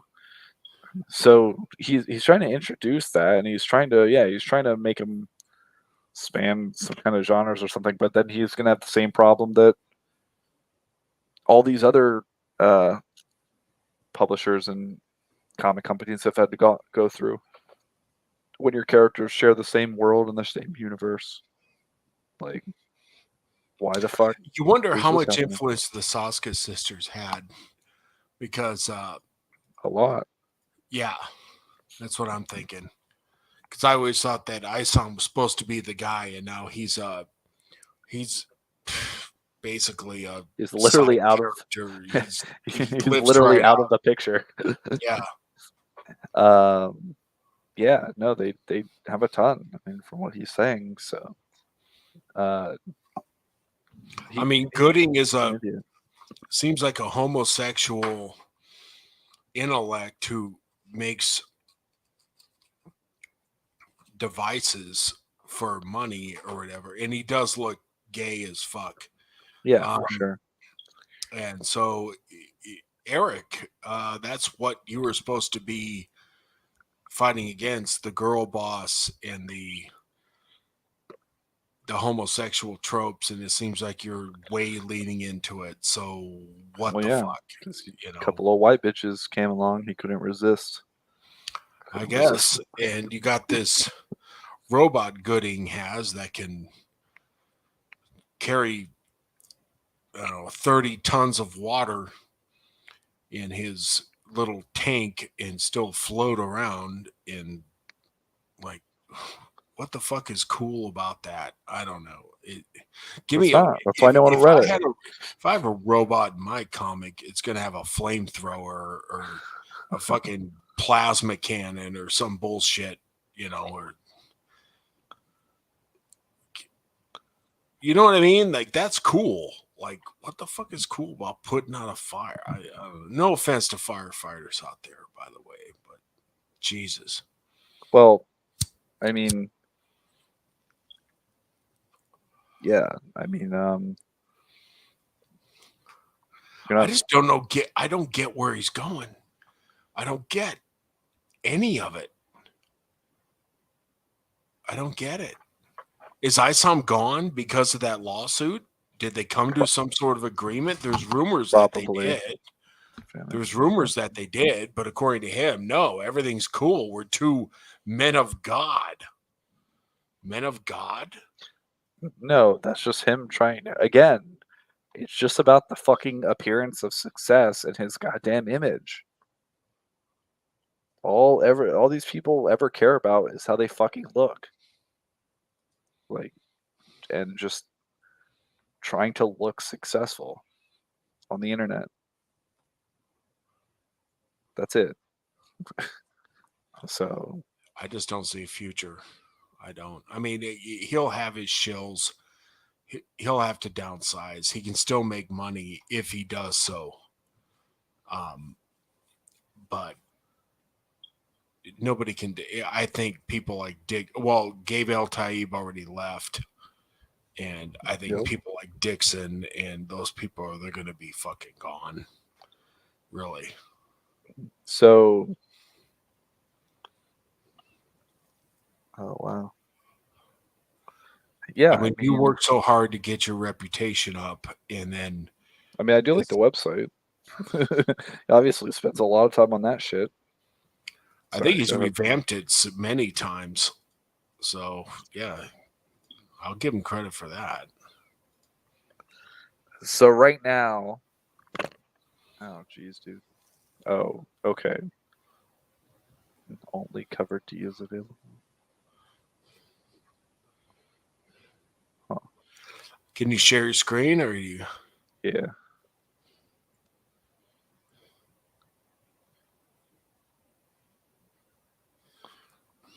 So he has one cover available, $18. Well, that's somewhat reasonable. But Wait, what? Why do you have so many fucking credits for each cover? Like, obviously the writer's the same. Obviously it was created by you. What? What is this shit? This is supposed to be like a comparison. Like, what are the features of cover A versus B versus C? But the product's the fucking same. It should be the same. That's retarded. Only members can leave comments? Huh. I think I'm a No member. reviews. No reviews. Come on, Eric. Well, you sell so bad many ones copies. were probably the bad We have ones were reviews. probably blipped. I don't know, man. Oh, so then all of them? What? Doesn't make sense. I don't know. He has like I could probably find it, dig through my old like deleted trash email box or whatever, but he sends out an email. It's part of the transparency, remember? So it's like, oh hey, here's how good the Goodyear campaign is closing out. We sold, this or whatever. Well, according to so he sold what 9,981 books for 291,290. But I don't think I haven't seen any reviews for it. Like, it was easy to find. See, I used to have I think I have an account, but now it's join our membership. Yeah. It's like, not gonna do that. Oh, here. Let's see what Eric says. Here.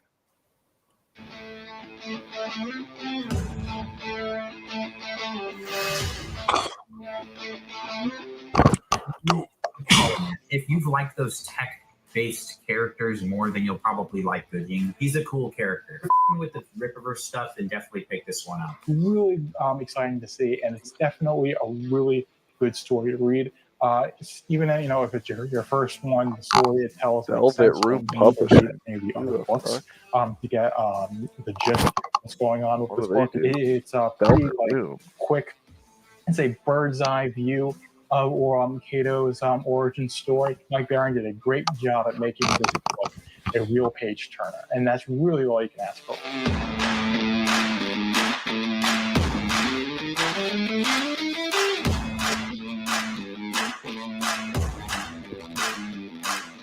Writer Mike Barron.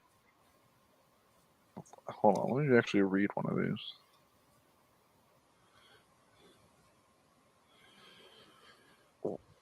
That's not a review.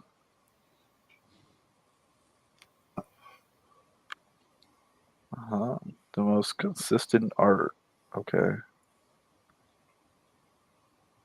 Well, consistently what? Yeah.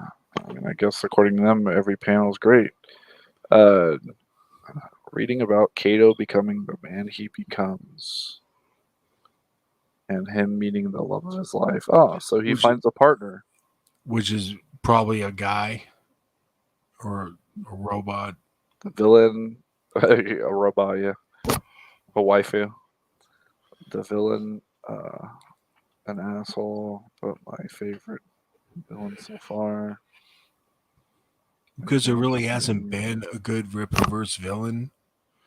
Really brings his writing prowess to bear in this comic. The world building of the Rippaverse gets expanded upon. This becomes both a very quick read, easily digestible. This was solid entry by Mike.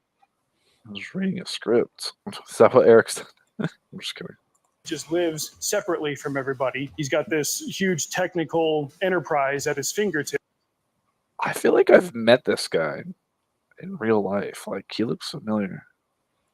So what's his deal? Well, now a year later, we finally get a look into his origin story. Fantastic artwork, fun story, cool characters, great stuff. Always looking forward to more from the Rippaverse. That doesn't tell me anything.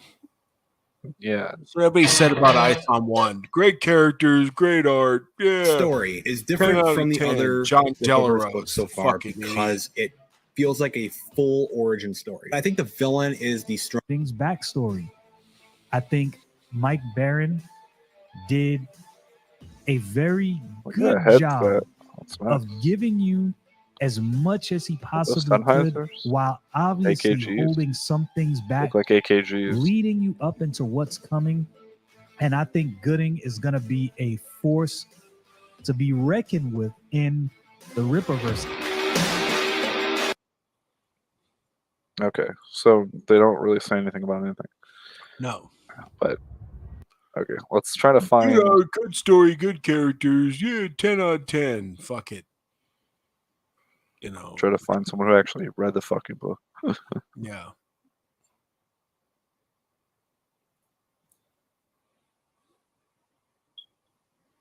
What? Oh, oops. No, I can't spell.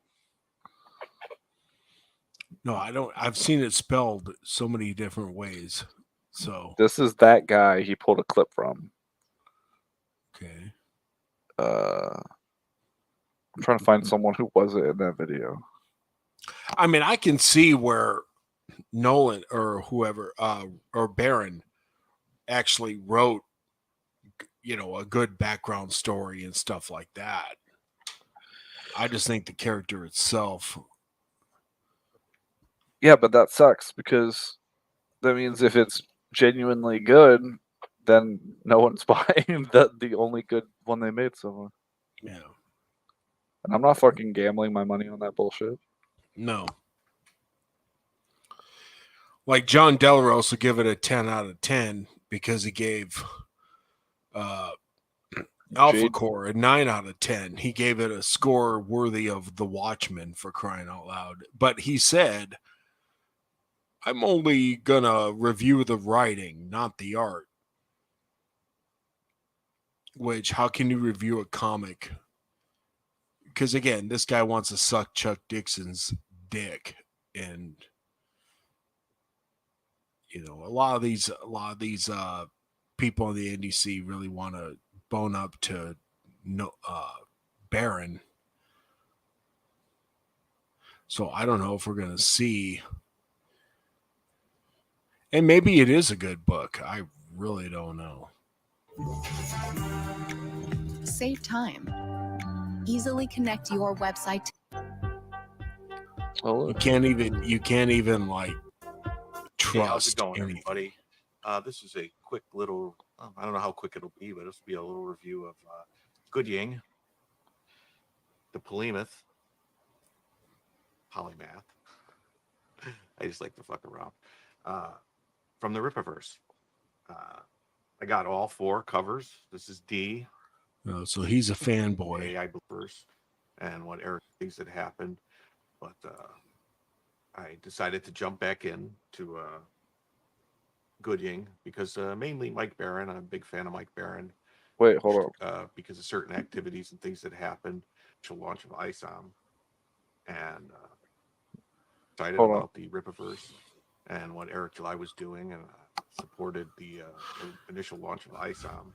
He's saying something here. I just be honest, my feelings got a little changed because of certain activities and things that happened, but I decided to jump back in to Good Ying because mainly Mike Barron. So he isn't a fanboy. Barron, okay. And, loved his Punisher work and some of his other stuff. Like Nexus is great. Nexus Scourge. I kind of want to. I would like to interview this guy. Just be like, what things are you talking about that hurt your feeling? Great book.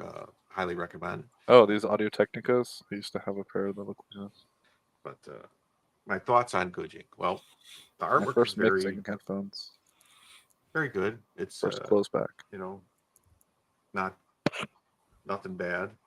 The story moves at a very fast, very good pace. I shouldn't say very fast pace. It moves briskly. Goes from point to point. It's an origin story. It starts out with a young Cato Gooding having dinner with his parents, and very clearly he's extremely intelligent. Very. Oh my god! So there's actually like a learning calculus in the 4th grade. And does Mike Barron wrote it? From there, he faces bullying in school. Let's. So an actual person did the art for this book, right? I think so. That's good.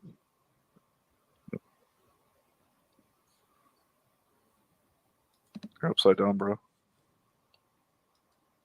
There you go. Flip it. Sure what exactly happened there. Knocked me out of the studio. Do you do this I'm live trying and then to just do cut it this. into 10 minutes, but not cut out It all of starts its off like with extraneous stuff?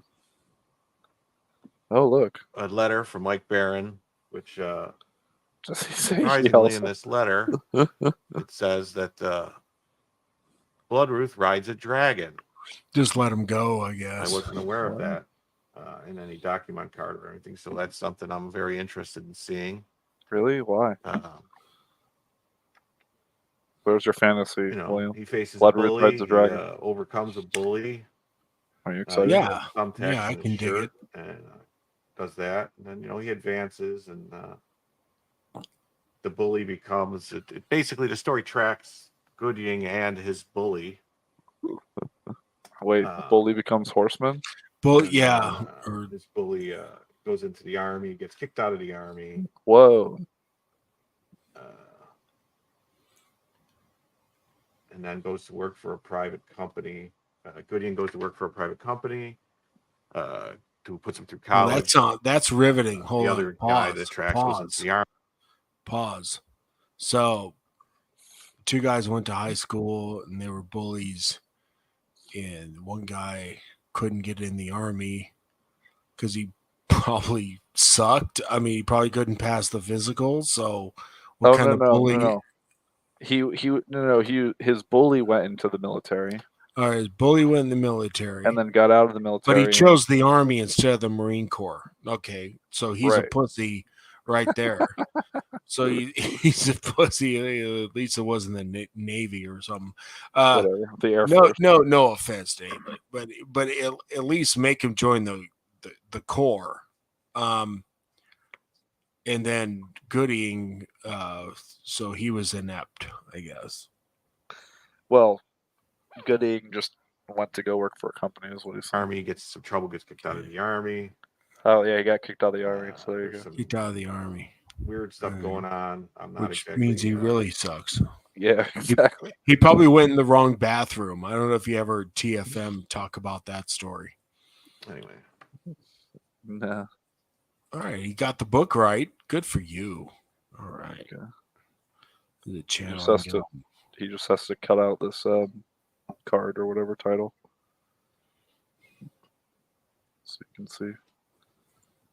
Okay, so what's rival in high school or grade school? I think it started maybe middle school, high school. Can't remember exactly. So his rival's some woman. The girl knew him in middle school, and this was in high school that him and Gooding were having problems. And then riveting. Gooding develops kind of element. Look at all that dialogue. No, there you go. Yeah. Oh, mid-book ad. Gooding ends up defeating the guy in a short battle. Oh, they take him okay. away, and then what the fuck? You skipped over the part where the guy. Story that I have a problem with. Yeah, how do you defeat the guy? Would he zap him with a taser fork? I don't know, but look, the guy's all fucked up. If that's the same guy, there's Alphacore, Derpadur. He's got like fucking tattoos and some weird shit. Yeah. And apparently Gooding is like, I thought he was supposed to be like an inventor. Why is he like throwing knives and fucking parkouring off walls? Right? Like he should be coming up with that guy Tony Stark creative way to defeat him. If he could do that shit, why did this guy bully him? Right. Where did he learn how to do that shit? Yeah, or I don't know. It just reminds me of one of those stupid stories where, like, you know how everyone complains about Mary Sue characters because they never actually learn anything or develop. Yeah, it's like they always, and then they introduce the villain early and they always beat them. So then you're like, well, there's no stakes anymore because I know that this character's never in danger because they already beat the fucking villain. So like, unless you're gonna show me the villain coming back and somehow the villain goes through the villain's journey, like, and gets stronger and then beats them. Like, the villain's already defeated, which never happens. They don't do that. They just keep beating them. So, like, there's no stakes. So is that what's happening here? The guy keeps showing up throughout his life for some reason and keeps getting his ass kicked. Whatever. I don't know. I haven't read the book. That I have a problem with. So this section It's is a not problem. a problem per se that with the story. It's a problem with the the way they put this forward as a one shot. And then it leave ends it. on a They just leave it on a hanger. with, you know, this guy escaping. And Gooding finds out that he escapes, and he says he's going to go look for him or whatever to try to get back at these people. So I mean this to me reads like a book that should continue. Looking for someone. If it was sold as the number one story and a story that was going to continue, this would be fine. I don't know if you're going to see a number 2 sold as a one shot. It doesn't make a lot of sense to end like this. But all in all, it's Grip of Sand. So there was no ending. No satisfying ending, which is pretty much modern entertainment. I mean, I wasn't questioning anything, and I could follow it. I was able to read it straight through without any real, having to stop or. Yeah, he doesn't know what to say. Well, did you pick up on that? He goes, "I was able to read it without having to, puke my fucking brains out." Or like he was able to read it like it was like a cohesive story with holy God. End. I was able to read it without having to get up and do errands in the middle of it, or and then cook dinner, forget or that I was reading it and go do whatever else. Holy shit! That's not a selling point. No, that's pretty bad. And this book is overall good review, folks. Just for I was able to read it and follow it. Like, holy fuck! That's what it's like that Chris Rock thing. You're supposed to take care of your kids. Like you're supposed to be able to read a story. That's the bar. Like, it's like you don't get credit for that. But then when he comes to the ending, disappointing. Didn't stick the landing. There was no landing. It took off. You have to do it. You have to do it. Modern entertainment, including the new Aliens movie. I heard that ending was dog shit. Yeah, because they're always trying to set up. You know what's super interesting about the Alien franchise or universe as a whole? All of the shit that's not in the movie. Like all of the stuff that's like in the background of the movie or was cut out of the script to the point where it's like unintelligible, or because that fucking asshole guy Ridley Scott's like, oh, you just have to be so intellectual to figure this shit out, that like what I imagine they think, where they basically give you no information and then they're just like, ooh, look at all the interesting Easter eggs we dropped. Like, but I listened to listen to some YouTube videos about that, I guess recently, because of the new one that people were saying was okay, and that really is, it's from what people say, okay. But yeah, like they strung together like the movies, the comics, the video games, and a lot of that stuff is canon. It's not like an IP tie-in where it's just like, no, this doesn't follow the main story. Like apparently a lot of it like actually follows, which is interesting. But so I don't remember what I was saying. Maybe Eric will come out with like a thing, or someone will put eventually we'll put a whole a recap together of all the Rippaverse shit, and it'll be more interesting than the stories themselves, because they'll just fill in all the gaps for you. Yeah. I mean, I would figure somebody like Gooding would have like power armor. I mean, okay, like naturally. But then you'd be like Iron Man. Well, what? So, like, what's to stop Eric from doing that? I mean, well, I'm just saying, like, that would be. Well, and the thing is, Marvel Comics had a ton of techno villains and superhero. Iron Man wasn't the only one. There was the Beetle. There was, there was all kinds of people who made armored suits that could shoot things and kick ass and had, chance. And there was all these high tech heroes that had armor and cameras and missiles and darts and whatnot.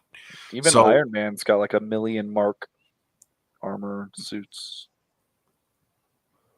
Yeah. You know what I mean? Like the suits evolve over time. Yeah. Or they're like specific to certain villains or threats that he's dealing with.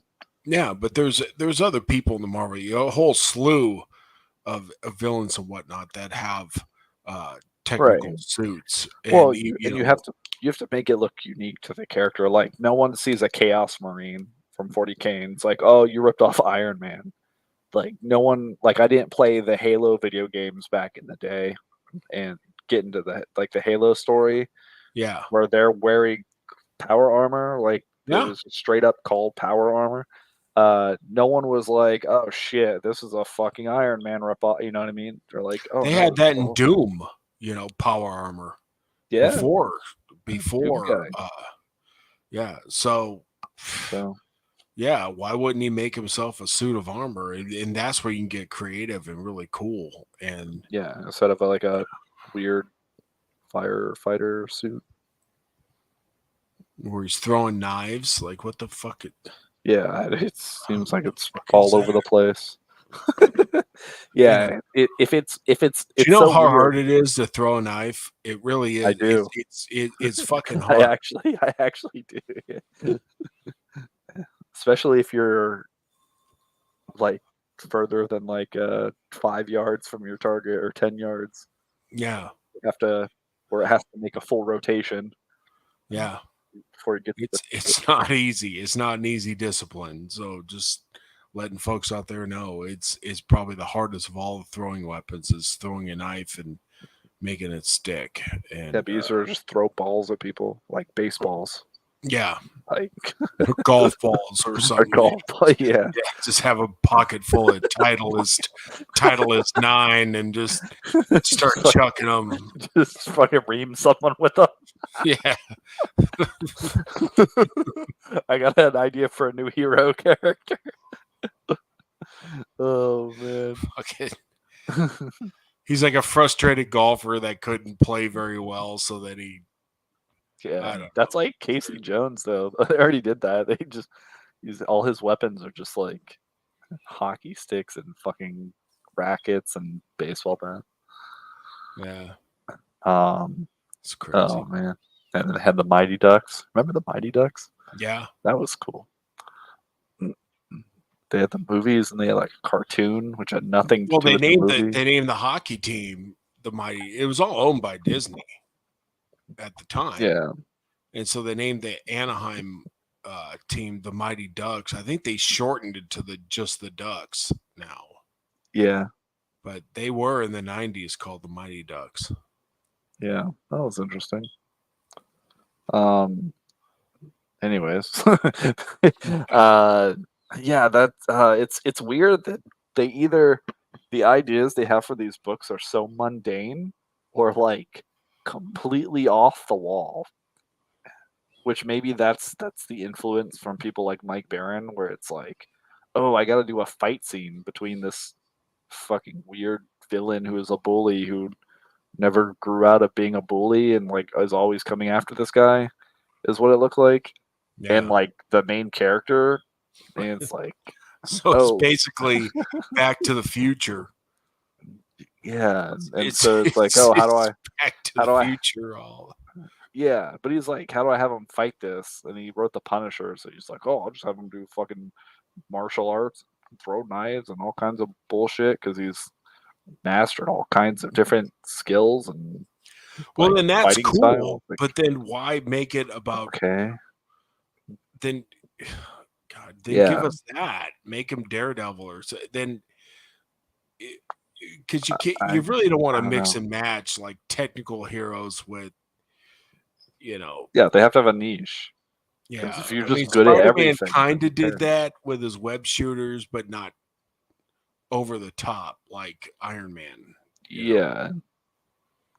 Well, yeah, Spider-Man is smart, but his ingenuity has to do with it's thematic. Like it's still on brand, I guess you'd say, Yeah. to his character.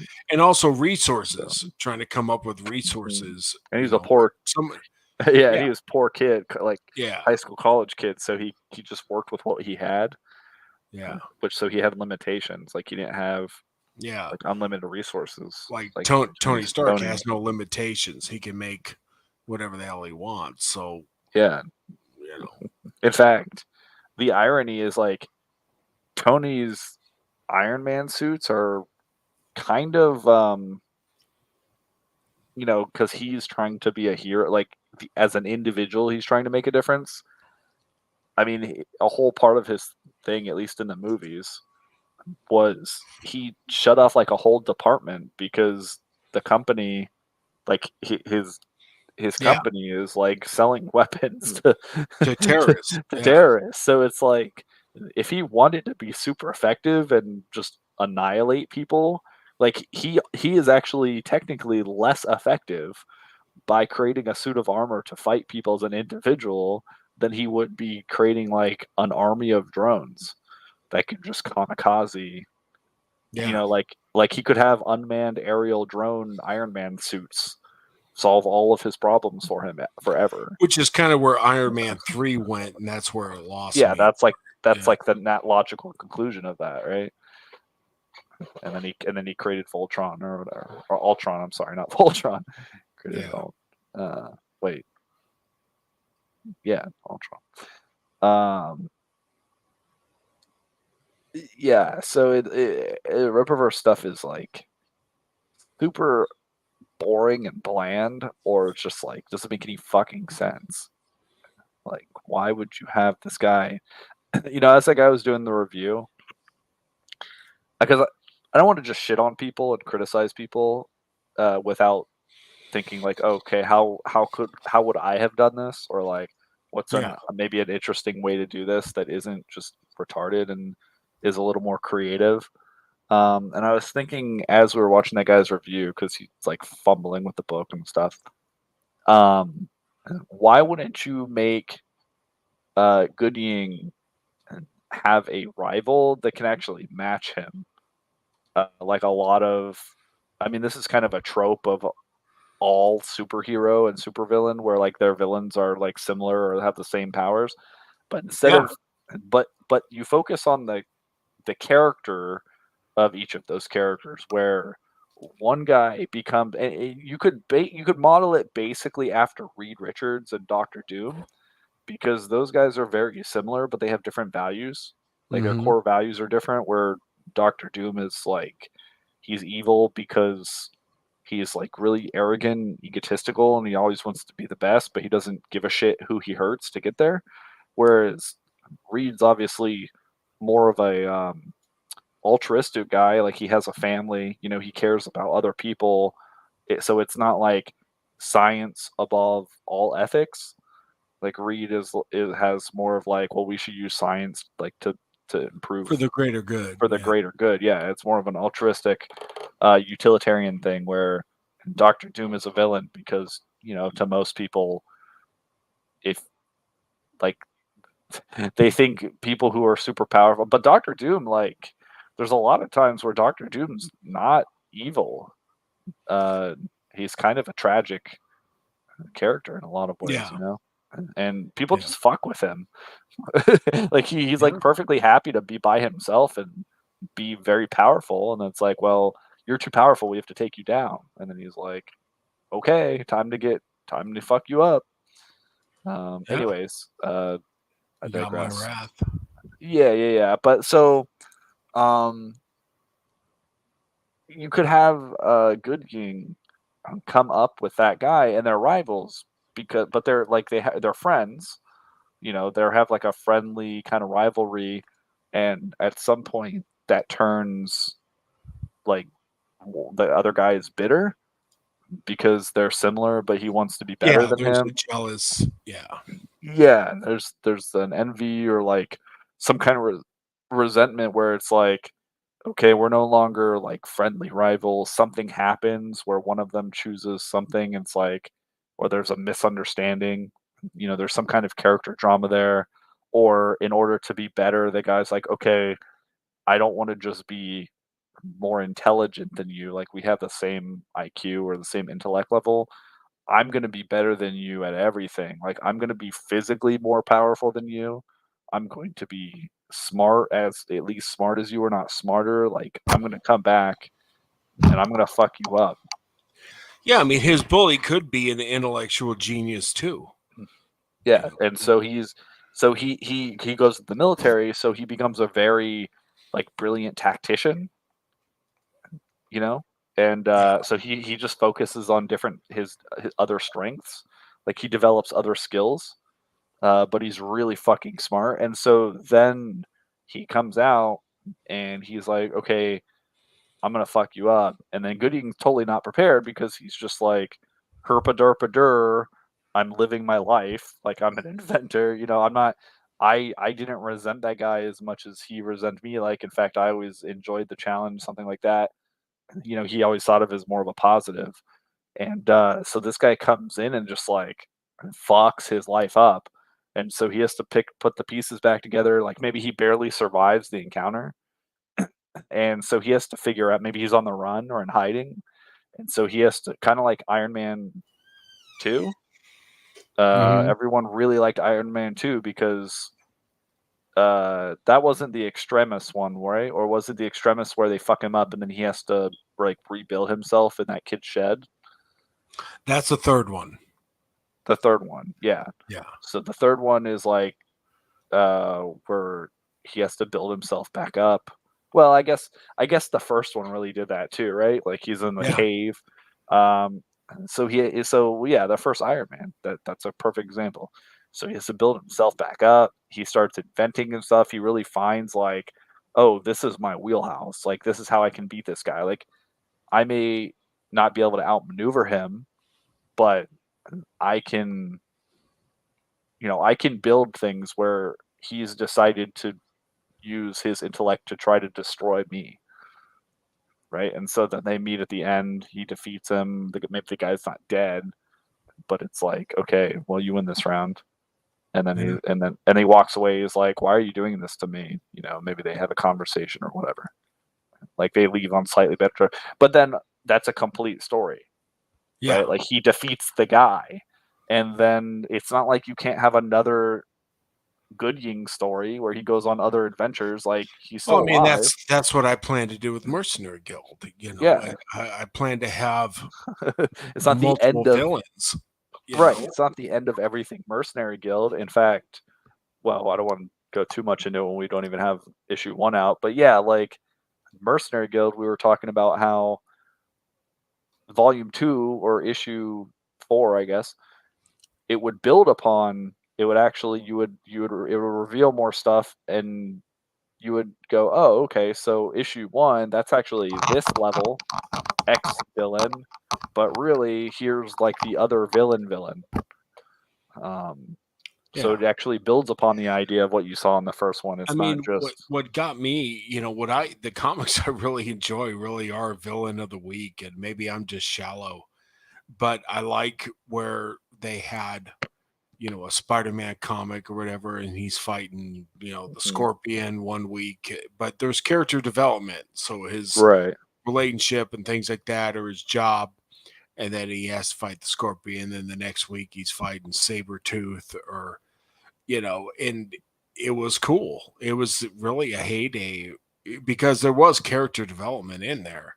Yeah. You didn't have a lot of overarching things except with this character but there was always a villain of the week that you could count on. Great fight scenes, great, and it followed this cadence that I think works and a lot of people Yeah, want to get away serialized. from. So many people want to get away from, and I don't understand it, because one of the reasons I'm doing this is to bring back the cadence, to bring back the traditional comic, and what worked. Yeah. Well, that's why people like manga so much. People want to Yeah. say that there's this huge dichotomy between Western and Eastern cult like storytelling and culture, but that's really a modern thing in the West where like comics is a perfect example. You're right. It used to be very serialized. Even TV shows and like some movies, they were pretty Because you serialized. want to get people into it. So if I go Yeah, and buy a and Batman comic, and I don't understand because it's 3 of 4, and I need to read the other tie-in to it and the other tie-in, and there's obviously many people have spoofed this in the past. I don't want that. I want to go get Amazing Spider-Man, and okay, who's he fighting this week? I can pick up on the character and story, whoever he's right. dating, Well, his the job, you know. yeah, I mean that was the progression. So it's like the plot was kind of in the background about what he's doing and who he's fighting, but then it was the character development that you get.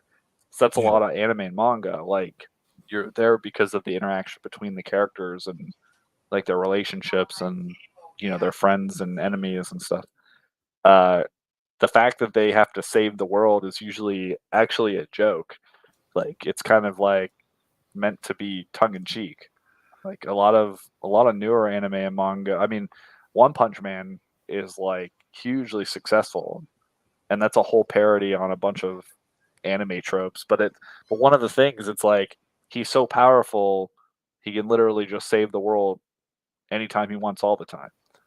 But that's kind of like the background of what's happening as you learn about him and like the other people and heroes that he works with and fights against villains and stuff. But yeah, so you used to have that. I mean, I think there's a happy medium, or like what really makes stories like really good and memorable is if you can, and like some of them get like that's where people say, oh, that there was like this was a filler week, this is a filler episode, because not a whole lot of plot happens is driven. But I think a really happy medium is if you give something enough room to breathe and tell an overarching story where you can have the character development and go on a journey with the characters and Yeah. bond with them and find like you get to grow with them and see how their personalities interact with each other, like, and then at the end of the day when they finally defeat like the big villain or whatever, or like they get to the real true final boss that's been sending all these little like villain of the monster of the week at them, then it's like, oh, this means a lot more because they were really working and growing this whole time together. And Well, you I always felt like want I to was there with see them. what the heroes can do. You Yeah, want to sure. see them stick to walls or fly around the earth or run real fast. I mean, that's why you're buying it. And you definitely that's the flashy give stuff. people, you got to give people that. You got to give people their powers or their abilities. If you don't, then you're depriving them. Right, but that's the simple stuff that gets people there. But even like Dragon Ball Z, I mean, I know I keep bringing up anime when we're talking about Western comics, but Dragon Ball Z was so enjoyable because it had progression. They had a deep progress. Well, maybe deep isn't the right word. They had a long running arc where the character's power level was its own arc, like, and it was tied to the character growth. So like every time a new big bad villain came along, Goku got his fucking ass kicked, and then he'd have to go train and work with his friends, or they'd all train together, or he'd have to go find the Dragon Balls to bring someone back alive or whatever. And then he would get better, and more powerful and reach a new like Super Saiyan level, and then he would beat them. You know, they'd have like this final clash and like destroy worlds as they were punching and throwing fucking energy blasts at each other or whatever their powers were. And then he would win, and everyone's really excited because you're like, oh my god, this took for fucking ever. Like some of his friends literally died. You know what I mean? Like people lost. Of course, they'd like bring him back with Dragon Balls or whatever, but like you felt like there were stakes and there's progression, and like you said, like they're superheroes still. These people have like supernatural powers, so it's fun to see what happens as their power grows too. Yeah. But they start somewhere, and then they work up to that. It's not they don't start as a fucking Mary Sue because of the stupid politics involved and ideology involved in making the bullshit. Like it makes sense. It's not weird bullshit crafted by committee or like some fucking corporate executive. You know, that's what makes these stories enjoyable, and that's why a lot of manga that become anime, like they're so fucking successful because these studios, like the people who write and a lot of the people who draw the manga, they're like the same guy. Emphasis on guy. They're like a guy. Yeah. Like the creator of these fucking things is the same guy, and it's his vision, and he's seeing his vision out. He's following right. through What on we're seeing now is everything is corporate, so it's no longer the guy. It's no longer George Lucas or Gene Roddenberry or Stanley, Jack Kirby, even, what have you. it's like not even their son. It's like No. It's complete strangers. Even with Tolkien, I mean, that guy sold out. Oh yeah, the grandson or whatever. So when Christopher Tolkien died, yeah, I mean, it's just a payday. We're not gonna get from these franchises what we're getting. I just read a review about the new Beetlejuice movie from Chrissy Mayer, and she was disgusted by it. Yeah, of course. Why would you? Why is anyone surprised about any of these fucking sequels, prequels, reboots, whatever they want to call it, remakes? Like, who in 2024 is going into a fucking Beetlejuice movie and being like, holy shit, I can't believe what they did to XYZ, and oh my god, look at this guy, and holy shit, they assassinated this character. Like, what do you mean you can't believe it? Yeah. Have you been alive in the last 10, 15 fucking years? I actually never saw Beetlejuice in theaters. I rented it because it just didn't seem like a movie I was interested in. And then I rented it and I really liked it. They would be better off just re-releasing that. Yeah, for sure. People wouldn't even in know. My opinion. Just remaster it. It doesn't need a sequel. It never did. It's just one of those things. And it's just one of those one shots, like even Ghostbusters. Really, Ghostbusters was a one shot, in my opinion. I know they made a game or a cartoon, and they, and maybe those were good, and that's all great. But to me, really, Ghostbusters are those guys at that time. Bang. Yeah. Yeah, I mean, it's this stuff comes together, and it's right place, right time, right people, right story. Ideas. Chrissy Mayer wrote. Okay, so apparently the father in Beetlejuice, he's a convicted sex offender in real life. Kitty, pedo, whatever, pedophile. Yeah, right. And so you think they downplay it? No. Instead, his character is celebrated and deified throughout the entire film, showing his face and image many times. And ironically enough, a freaking choir of children sing during his funeral behind his portrait at the burial site. So because he's a pedophile. Yeah, right. Yeah, and, so Jenna Ortega's not. She said Winona Ryder forgot how to speak or act, and stop trying to make Jenna Ortega happen, which I kind of agree with. Like some of these younger actresses, like let's stop trying to make this happen because it's not working. Yeah. Well, I have a hot take.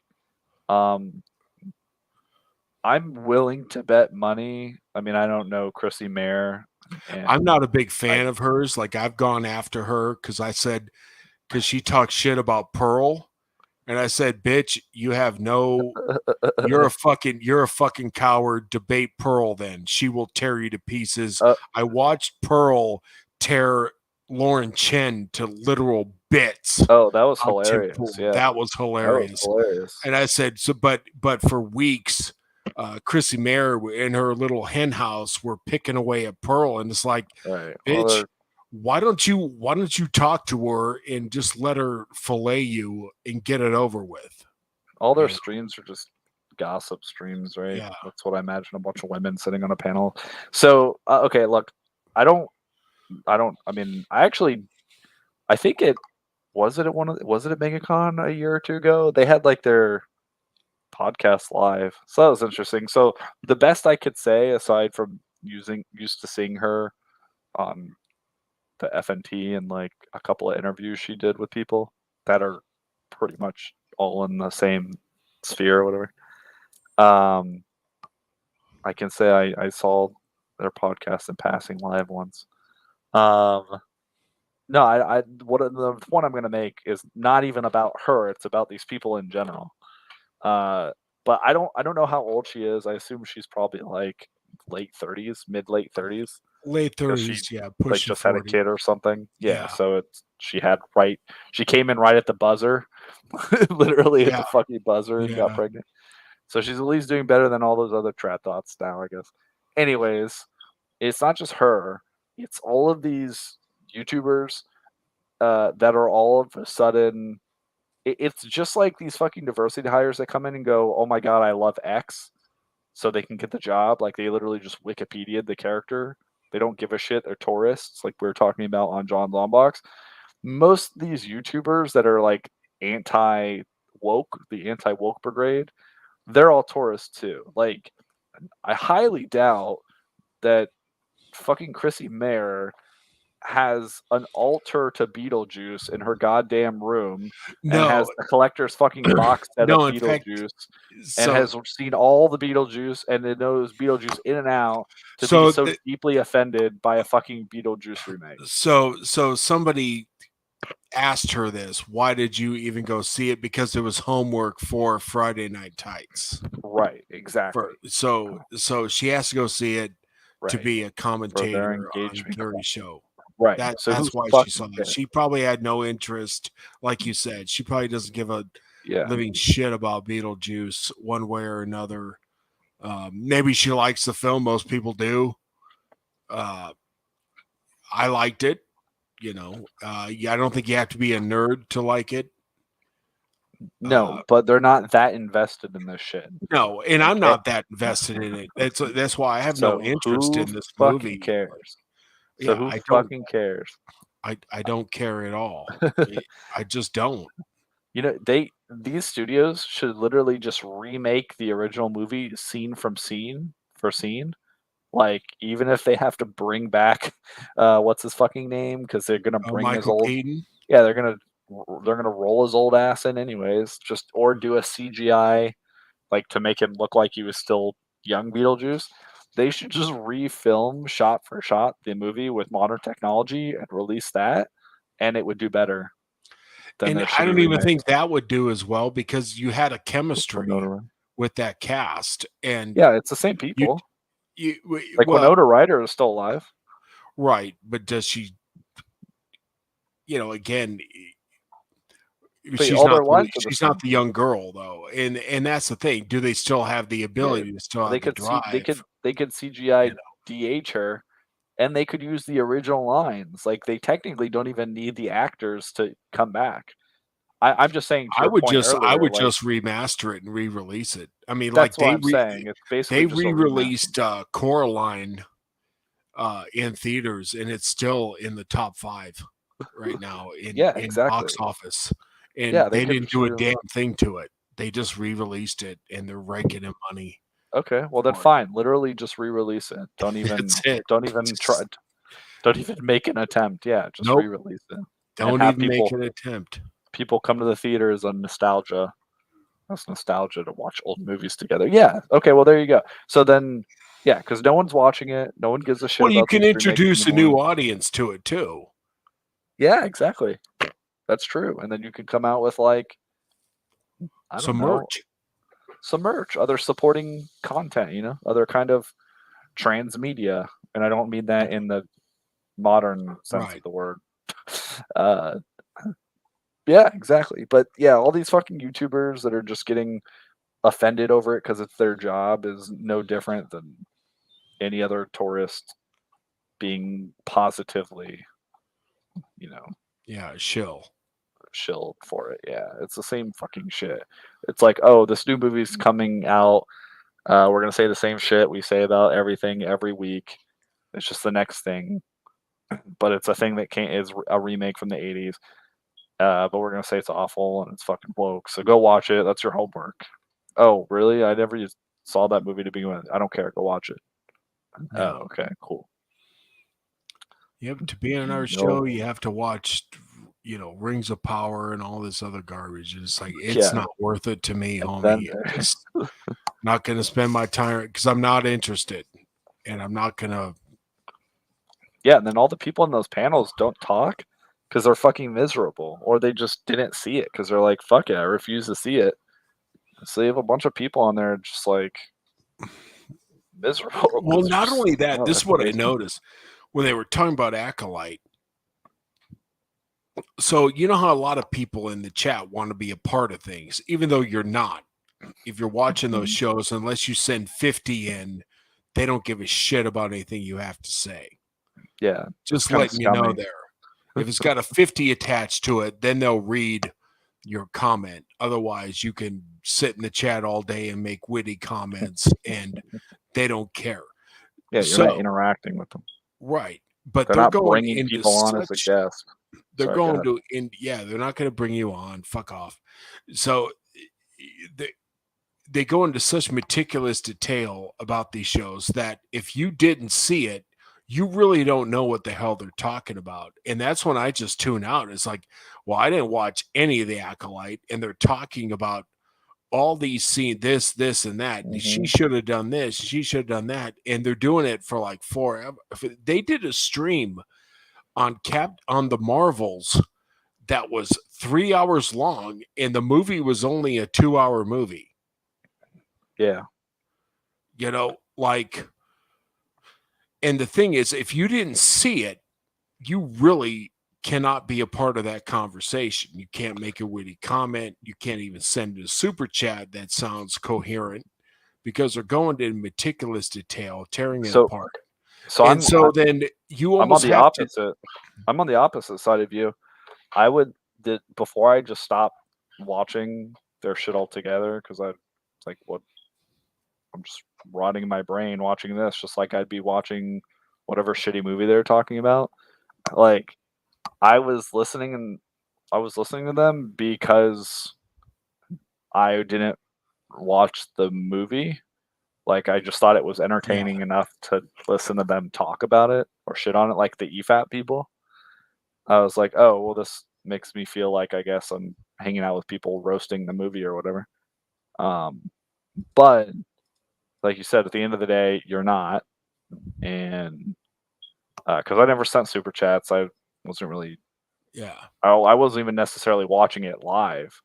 I would like watch it after it was uploaded and then watch it, listen to it later or whatever at work. But yeah, but also the problem is at some point because they're so lazy and they don't have to do shit but just like watch a shitty movie and people pay them $50 super chats, they're not even accurate about the shit they're talking about. Like something could be significantly better than they give it credit for, or not even what they're talking about because they're like completely illiterate when it comes to media. Like some things, like at this point you can I just think they encourage their audience to watch this shit, and I know that they've defended for for people who say that blah blah blah, but it's like, well, then how can anybody watch your show who has not seen Rings of Power or Beetlejuice? I would have to go see Beetlejuice to really understand the context of their show. I have no inkling to even go see it, so then there's no reason for me to watch your show, because you're going to go into minute details and remember when she opened the box and it did this, and I'm just sitting there with my dick in my hand going, what? I don't know what the fuck's going on. Yeah, and you have to be there. You have to be there, and that's the problem with those shows, is that for these hardcore people who watch it, you know goddamn well that those 20,000 or however many they're attracting, they're watching this shit too. Yeah, it's the Streisand effect. So It yeah, I is. mean, so yeah, it's bad on both sides. Like, it's bad if you're listening to them as like a spoiler discussion of As the a thing, source of as a information. source, yeah, because they're feeding you wrong information instead of you know, just going to watch it if you're going to watch it or not and form your own opinion. Or like you said, they're actively advertising for this shit. Like they're, or I guess because you can't watch it, you can't be on their show inadvertently, if you didn't watch it, which means you almost by their own can't admission. watch their freaking show if you didn't watch it. Yeah, exactly, by their own admission. And that means they'll also never cover anything that's actually good. Like, holy shit, I don't know if I talked about this yet, but and I think it came out on AMC and now it's on Netflix. But it's still coming out. Like, they're coming out with like a season 3. I think they're shooting it or they're releasing it later this year. Don't say Interview with a Vampire. No. We already talked about that one. Yeah. No. It's called Gangs of London. I enjoyed the shit out of that show. Holy shit! Like, it has some problems, which if we really want to talk about, I can go into. But it's almost 12:30, so I'm gonna have to hop off soon. Yeah. But I'll just say, as a brief overview, it starts off like, how do I describe this? It starts off like a fucking mob. It's a TV show. Right now, it's 2 seasons. It starts off like a gangster mob series, and then turns into like a James Bond, like a spy thriller. And then it kind of circles back around to like I don't even know what you'd, I guess, like another kind of like Godfather or like Organized crime. The Soprano, yeah, because The Wire almost. It's got elements of that under there because there's like elements of like undercover people trying to infiltrate the gangs and like so it's really good, and the actors are phenomenal. Like, it's got like one of the main character actors. He was in Peaky Blinders, which that show Was good. That was a good great. show. That was a fucking solid show. Yeah, so if you like that, you'll like this, and it's got like various Game of Thrones actors in it, like really like top level British, English actors in it. Yeah, I'd recommend that. I haven't heard any of these motherfuckers talk about that show because they're too busy sucking Disney's dick and talking about. I mean, they have talked about things. So, and this is something fuck? I wanted to get into Jason Bascom about, because he was again trashing Critical Drinker, and I'm going to defend Critical Drinker as a part of the rest of the pack, because number one, Critical Drinker was an established author before he ever did YouTube, and we're talking with major publisher. And when he criticizes, now, yes, he has a shtick. He does voice inflections, and I know Ethan can't handle it. And he rage quit one time watching a video, not even in a debate. Rage quit watching one of his videos on Obi-Wan. But when Critical Drinker criticizes something, he does it from a place of knowledge. And he does give ideas where they could have developed a character better, or the plot or something. If it is fixable, he will bring that insight in. If it's not fixable, then it's just like, oh God. It's a chore, yeah. That's like what we talk about. Like with, comics.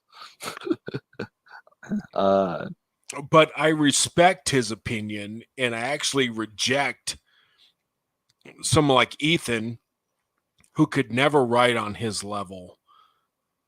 Even if in 10 years, I don't think Ethan would ever have that ability to write a novel that people would buy on Amazon. I don't think he ever could. He doesn't have it like that. So, well, it's more that's like, because right. But, well, okay, I was gonna say it's more like Critical Drinker became really successful as a YouTube critic, and then all of these guys in his sphere kind of like latch on to him. Yeah, they kind of do. But still, I consider her, and there's things I disagree with him on. There's no doubt about it, but I still understand his points.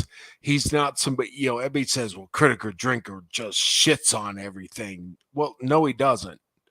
Yeah, there's all kinds of positive reviews of films and television shows like Fallout, like Prey, things he thought would be shitty that he thought, okay, well, this is Furiosa.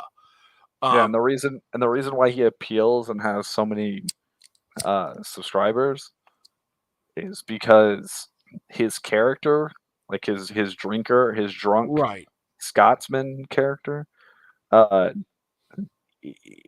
of that shtick is like him not going into a 4-hour video filled with the minutia of every single frame breakdown, like autistically going into stuff.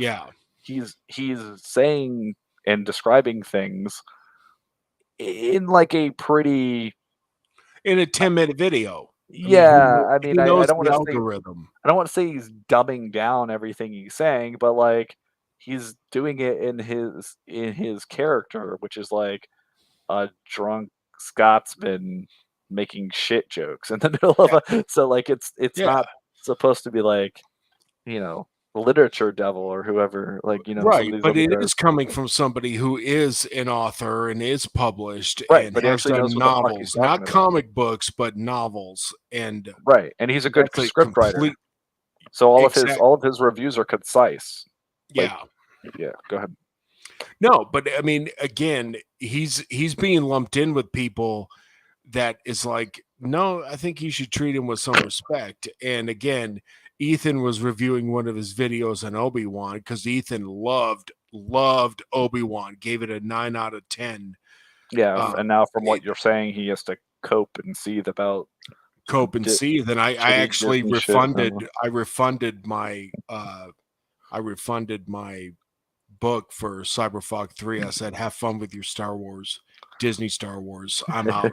I'm not supporting Ethan from now until the end of time. I'm done. I'm out. Well, I mean, well, Drinker's the one of the guys I'll still listen to reviews and stuff because I mean the last one of the live streams I heard him with any of those other guys, I think was when the Fallout show came out, and man, he was just making regular salient points like about the show, and he had watched it, and they were doing the same weird, stupid shit they do, except they were also wrong.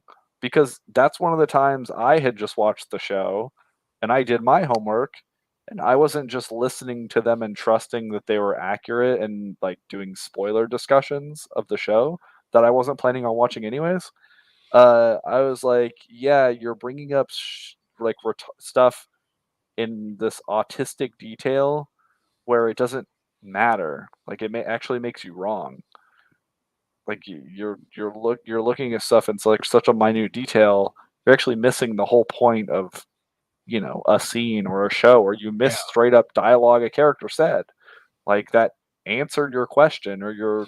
Well, again, you have a preconceived notion going in, and so whereas Drinker, I think he really Yeah, he really honestly He'll seems go like into something maybe, but hey, okay, this didn't suck, and this is why, and again, it's based on story and character, right. and when he reviewed Obi-Wan, which isn't about Obi-Wan, it's about Reva. So I have Yeah. no idea why the fuck And Ethan Leia. liked it, unless he's just And yeah, Leia. Reva and Leia, which was not anyway. But Ethan just instead of like trying to rebut his points, he got to a point. I just can't listen to this anymore. Listen to his voice inflection. You see how he does this because Zach, your boy Zach, also did that shit and said a critical drinker and neurotic just shit on everything, and they do this voice. It's like, dude, you sound like a fucking bitch on whatever when Adam or Andrew slams them for their OnlyFans bullshit or one, you know what I mean, or they're no, I them mean, claiming to be a Christian and doing what they do, and then he comes at them, and they're like, they can't rebut anything he says, so they either get up and leave or they just say, well, you're just being mean. Yeah, well, that's the problem when now they're You're hurting down my to their feelings, and now that's they're exactly defending what shit. Ethan did. You're Yeah. hurting my feelings. I can't Well, listen to this. He literally said, I can't listen to this anymore. yeah, What I mean, a fucking coward and a pussy. I haven't seen that one, but I'm gonna guess well, Ethan and like Zach, they're smart guys, so like they're able to point out, I guess, like meta character traits about people. Yeah. Like but they speak there's like this it gets there's an issue where then they say something like they'll point something out that someone does or says, and then they go, so what let me tell you what they mean by this, or like let me tell you what this person is. Yeah, they're thought police. Yeah, and then but then sometimes it's really insightful because you're like, oh wow, But actually I haven't they're inconsistent. yeah, they're like right now, the Ultimate Spider-Man book has race swap Black Cat and Norman Osborn. oh yeah, I haven't gotten And that part. Yeah. yeah, I'm still and I so only they have like race swapped it, 4 or and 5. Zach is defending it, saying, "Well, Norman Osborn already had wavy hair, so it fits that he's black."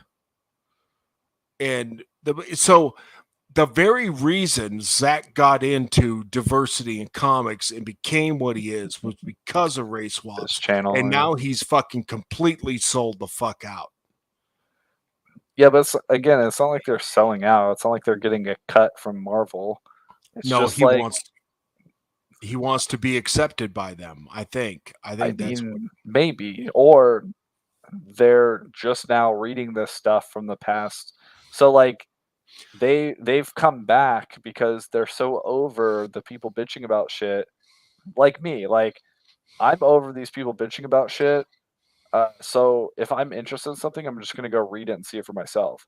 yeah. But then the problem becomes, okay, well, you still have to acknowledge if something's like 75% good. Like if I'm reading Ultimate Spider-Man and I get to the part where they race swap um what's his name? Sorry, it's late. Osborn or Black Osborn, yeah. Cat. Osborn, yeah. If they get to the point where they race swap Norman Osborn, I'm gonna go, okay, like does it matter? Is it like does it really change a lot of what's going on? To like because these all these diversity high like race swaps are just so fucking lazy. And wasn't he a redhead at some point? Yeah. So it's just another fucking ginger swap. I'm just gonna Yeah. roll my eyes and go, okay, cool. Like it's just like it's just our random, oh, check a box, color this guy brown so we can check a Yeah. box.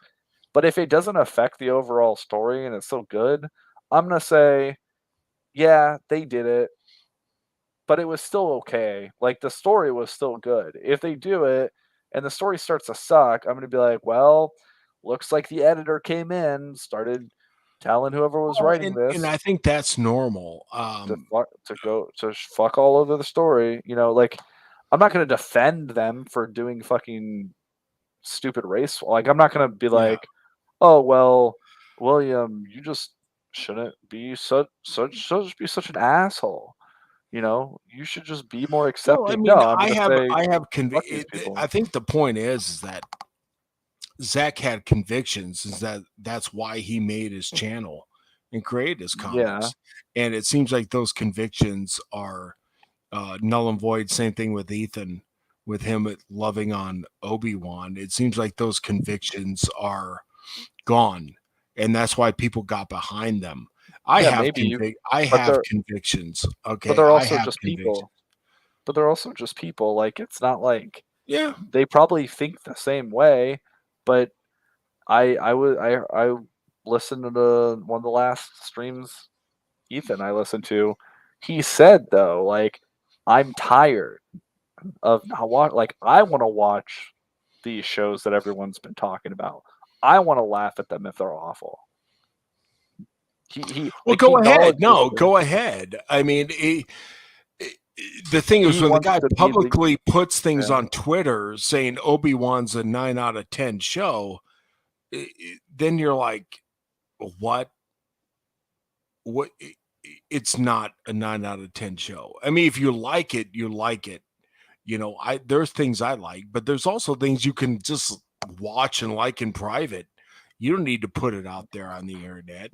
You know, especially when you have supporters. Well, I mean, he's an internet personality, though. He lost sales from me, so that's he true. lost me as a customer and a subscriber and a supporter for life. So have at it, Ethan. I mean, if he would have just watched Obi-Wan and not said anything, I'd still be, you know, a customer. But yeah, but what if he said that though? What if he instead of was like, this is a 9 out of 10. What if he was like, hey guys, no, the show's actually great. Like they've been bullshitting you. Oh, he did. Okay. He did say that. But what if he's right? But then he tried to. I don't know. I haven't seen because then he tried to EFAP one of Critical Drinker's videos, and he couldn't get through it because he couldn't rebut anything the drinker was saying. Well, what if he said it? You know how the drinker shows scenes and here's one and here's one and here's one and the fact that I know that the show is about Reva and not Obi-Wan, and I've actually read a book on Obi-Wan that is superior to anything that they've written. Oh, for sure, yeah. Anything that's extended universe stuff is gonna rape Disney Star Wars. Yeah. Like, so what's non-mainstream? And the fact that they fucked with the canon, because I don't believe Darth Vader and Obi-Wan fought before their first encounter in Star Wars. It doesn't make sense. It doesn't make sense based on the movies. Yeah. So the fact that they're doing this stuff, the fact that you have a 10-year-old Leia outrunning full-grown men who are bounty hunters, and it was the most ridiculous scene I ever seen. And that one I saw that one. That was awful. Yeah. So you're insulting my intelligence at this point as a television show and a Star Wars fan, and I'm not going to put up with it. And I don't care. I doubt the dialogue's any good, and I doubt the fight scenes are any good because I haven't seen very many good fight scenes. But it takes more than that for Star Wars, Obi-Wan, and what have you. Nonetheless, if that's his opinion, that's his opinion. But I think he's just doing it because he hates those guys so much and wants to troll them more than he hates Disney and Star Wars. I believe that because he is a giant fucking troll. So, and if that's what he wants to do, he's losing sales. If he wants to watch Obi-Wan or The Acolyte or the Rings of Power, go ahead and watch it. I wouldn't promote it if I were you because your audience is anti-woke. That's why they're there. Same thing with Zach. That's why they're there. We're against girl bosses. We're against ticking boxes. We're against all that shit. You know, rainbow flags.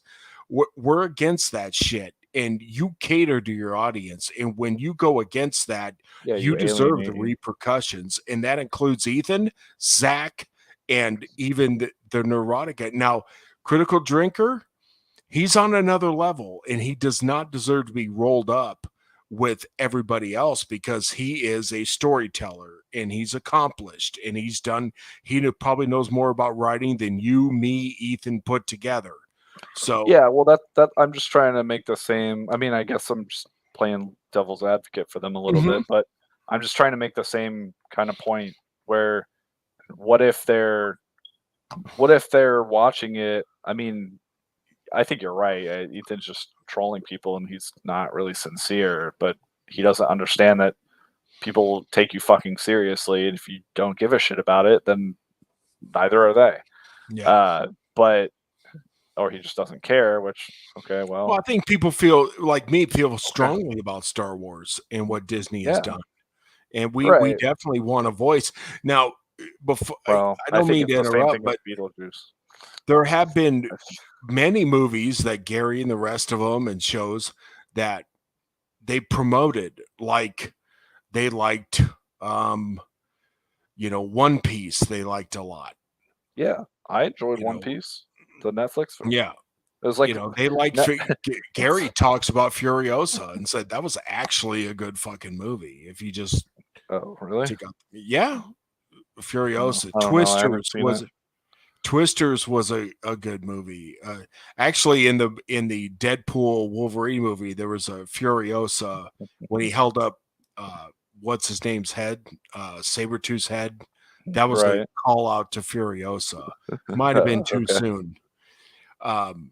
So there have been things that they have gone on board with and said even House of the Dragon, when that first season released, they were ready to shit all over it and they were blown away.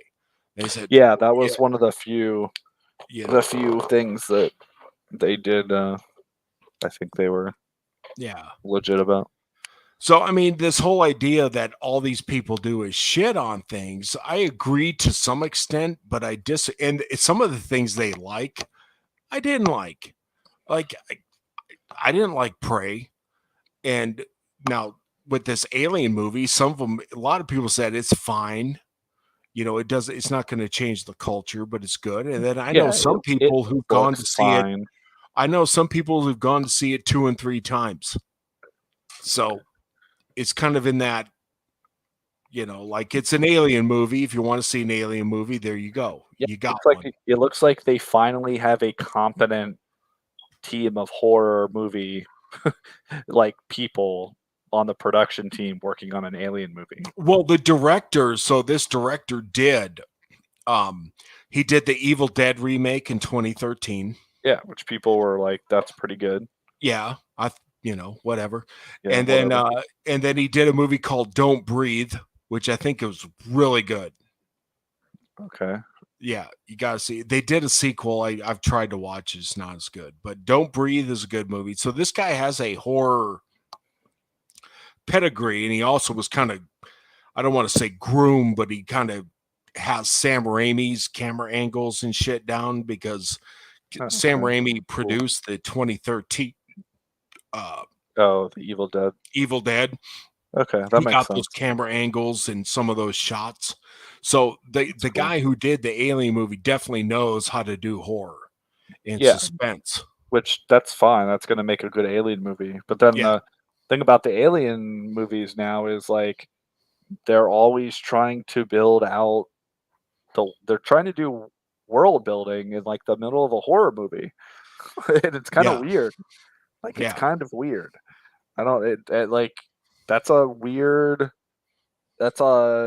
it seems like a difficult thing to execute. Well, you can't build everything off of Ripley. You got to create, and I think the big problem with this Alien movie replace Ripley. Yeah, is the fact that they didn't have unique characters that people really would gravitate towards, like you had in previous ones. And so, if you did Aliens in with a new group of characters who were completely unique and fleshed out the way they should be, and then you did Aliens there, kind of like they did here, that'd be fine. Yeah, that's the thing. But they have to live. Like Yeah. like in a horror movie, the trope is a bunch of characters you don't really care about that much because they're all gonna die. They're all gonna get ripped to shreds by the Yeah. fucking acid spitting alien monsters. So like that's what I'm saying. It's kind of hard to execute. Like it's kind of counterintuitive to what you're trying to do in the movie. Well, it comes down to the script, and again, I think our writing is terrible nowadays, and so I think the director did everything that he could do to give this the look and feel of an alien movie, and I think he did it. Yeah. But at the same token, the characters they weren't Hudson, they weren't Ripley, they weren't characters that you would, they weren't Vasquez, they weren't characters you would ever remember as soon as you walk out of the theater, their names, Sure. Yeah, maybe. I mean, overall, I agree, but I don't think like, I think you look back and you have more of a positive outlook because of the nostalgia of those movies. Like back in the day, those movies, those characters weren't like the epitome of memorable characters, but they've been in the culture for decades. So then you go back and you rewatch the movies. It had a cultural impact then. Those Yeah. movies, where this one won't. This one is probably Well, everybody's third favorite alien film, and it's fine, and you'll forget about it in a month. Right, but what I'm saying is like you probably would have thought that way about the original one. It's just this is like the 8th Alien movie, and at this point we're like, please God, just stop. Yeah, I mean, Stop. there's definitely that. I mean, just stop. I remember the first time I saw the Alien movie. It was on videotape because I couldn't get in theaters at that age, and so I saw it later on at a friend's house, and I'm almost falling asleep during the first, because it is a slow. Yeah, it's a slow burn. Yeah, a lot of those were. And as soon as the alien pops out of that guy's chest, I never seen anything like that in any fucking movie, ever in my life. And I was like, it's traumatizing. That's part of why it's so memorable. Like, if you don't know what's coming, that thing will man. Every D&D campaign had that. Like, from that point on, and then I was in. So it was a great new idea, but once you know the shtick, it's not quite as impactful. Right. Well, not only that, but like I have this weird perspective where I grew up where the technology they used to produce movies was like so far. Even you go back and watch. Well, yeah, like Terminator 2 or something like that. Hold on. You go back and I'm talking about like the Star Wars prequels. First, like as shitty as the CGI was for those, at the time it was fucking groundbreaking. It was. And then like the next few years, like the blend of special effects and CG, like Jurassic Park, all of those movies into like leading into the early 2000s, the technology had jumped like so dramatically. So like but then I was a kid, like going back and watching, like you said, like Terminator 2, the original Star Wars, Alien. Like I was going back and watching those like with my dad or whatever, or whoever, as these newer movies were coming out. So to me, they weren't as impactful, which is why I say like, probably it was more impactful for you than you think, because it wasn't as like, holy shit, this alien popping out of a chest. Because I was watching like it looked like a puppet. Like, we understood that our effects were shitty. Okay, I'm just gonna put this out there. Like the first Terminator, when he's in his skeleton, it looked like it looked like claymation. It was terrible, but nonetheless, 2 was incredible. That was incredible. But we understood, what a background was. When people are driving and it's just a background behind them, and they're not really driving, or And they even did that in the Lord of the Rings films. They had backgrounds, when they're being rescued by the eagles and stuff. I'm like, oh, that's yeah. background. But the thing is I mean that the cultural impact. Like I think the imagination and the newness of something like a Terminator or an Alien, this thing popping out of your fucking chest, and that's huge. That's where it was. We understood. Look, we weren't cavemen. No, we I know that. These I got effects that. were- So that's why I mentioned Species as an example, because Species is just a derivative of Alien. Right. But it was about, look, if the alien was this hot chick, and Yeah. then she was like a praying mantis, killing men she like fucked. But that's a derivative of Alien. The reason I mentioned So that is Pitch example, Black. If you ever saw Pitch Black, so is Pitch Black. Yeah, and so all these movies, like the cultural impact had already happened for like 2 decades. So when I was growing up, it wasn't as new and like impactful and original, because I was going back after seeing like references and pop culture and like the Simpsons episodes and all kinds of other shit. I was like, oh, okay, this is interesting.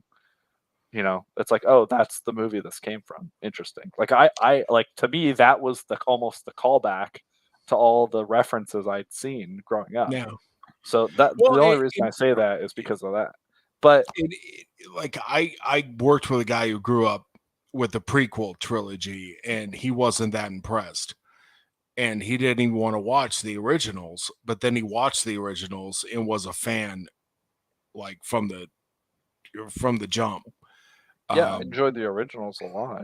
But yeah, and that's where I think current Hollywood is really shooting themselves in the foot, because they're making all this Indiana Jones and the dickwad of Destiny, and they're making all these shitty Star Wars shows.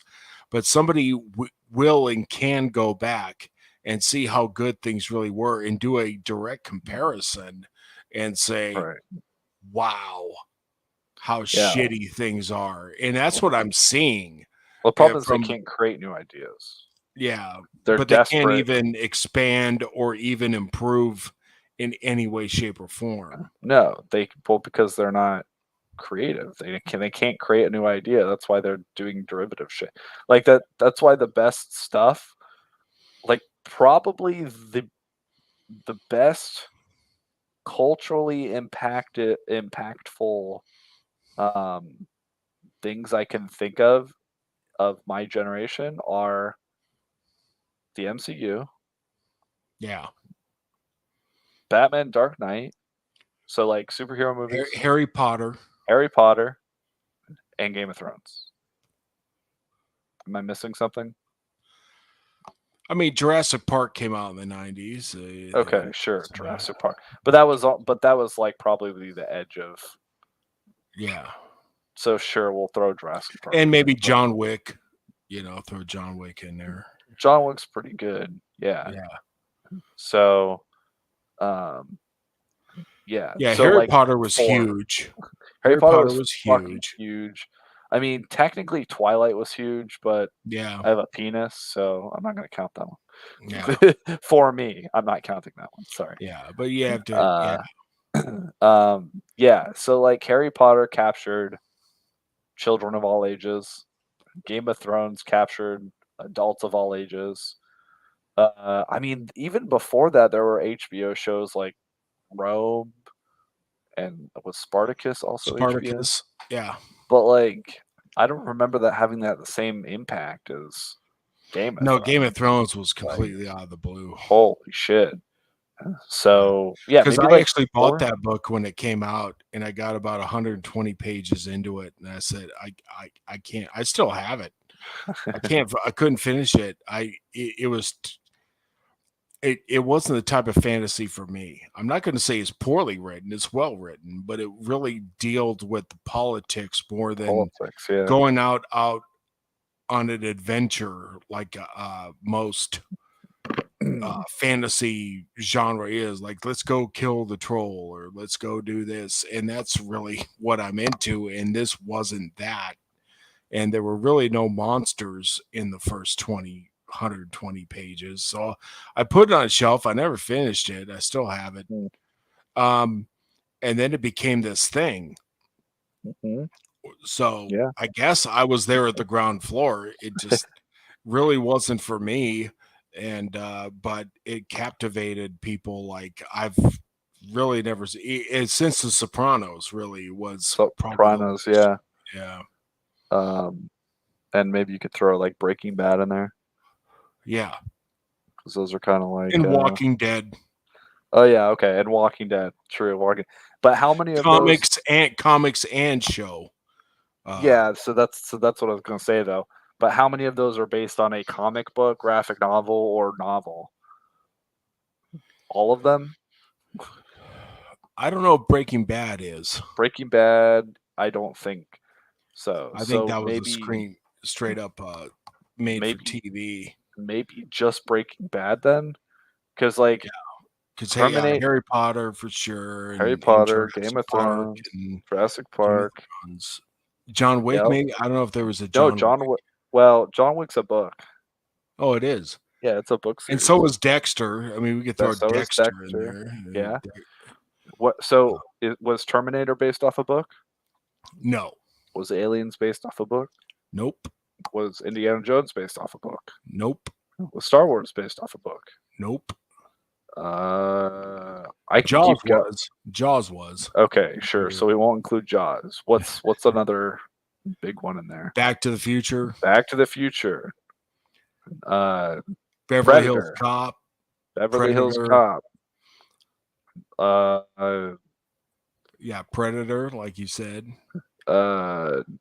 Like I'm sure there's like 10 more. The Scream movie, which is really the based on a 90s, but book. Yeah, 90s. but okay, but we won't count Scream. But Jason, Friday the 13th, Nope. and Halloween.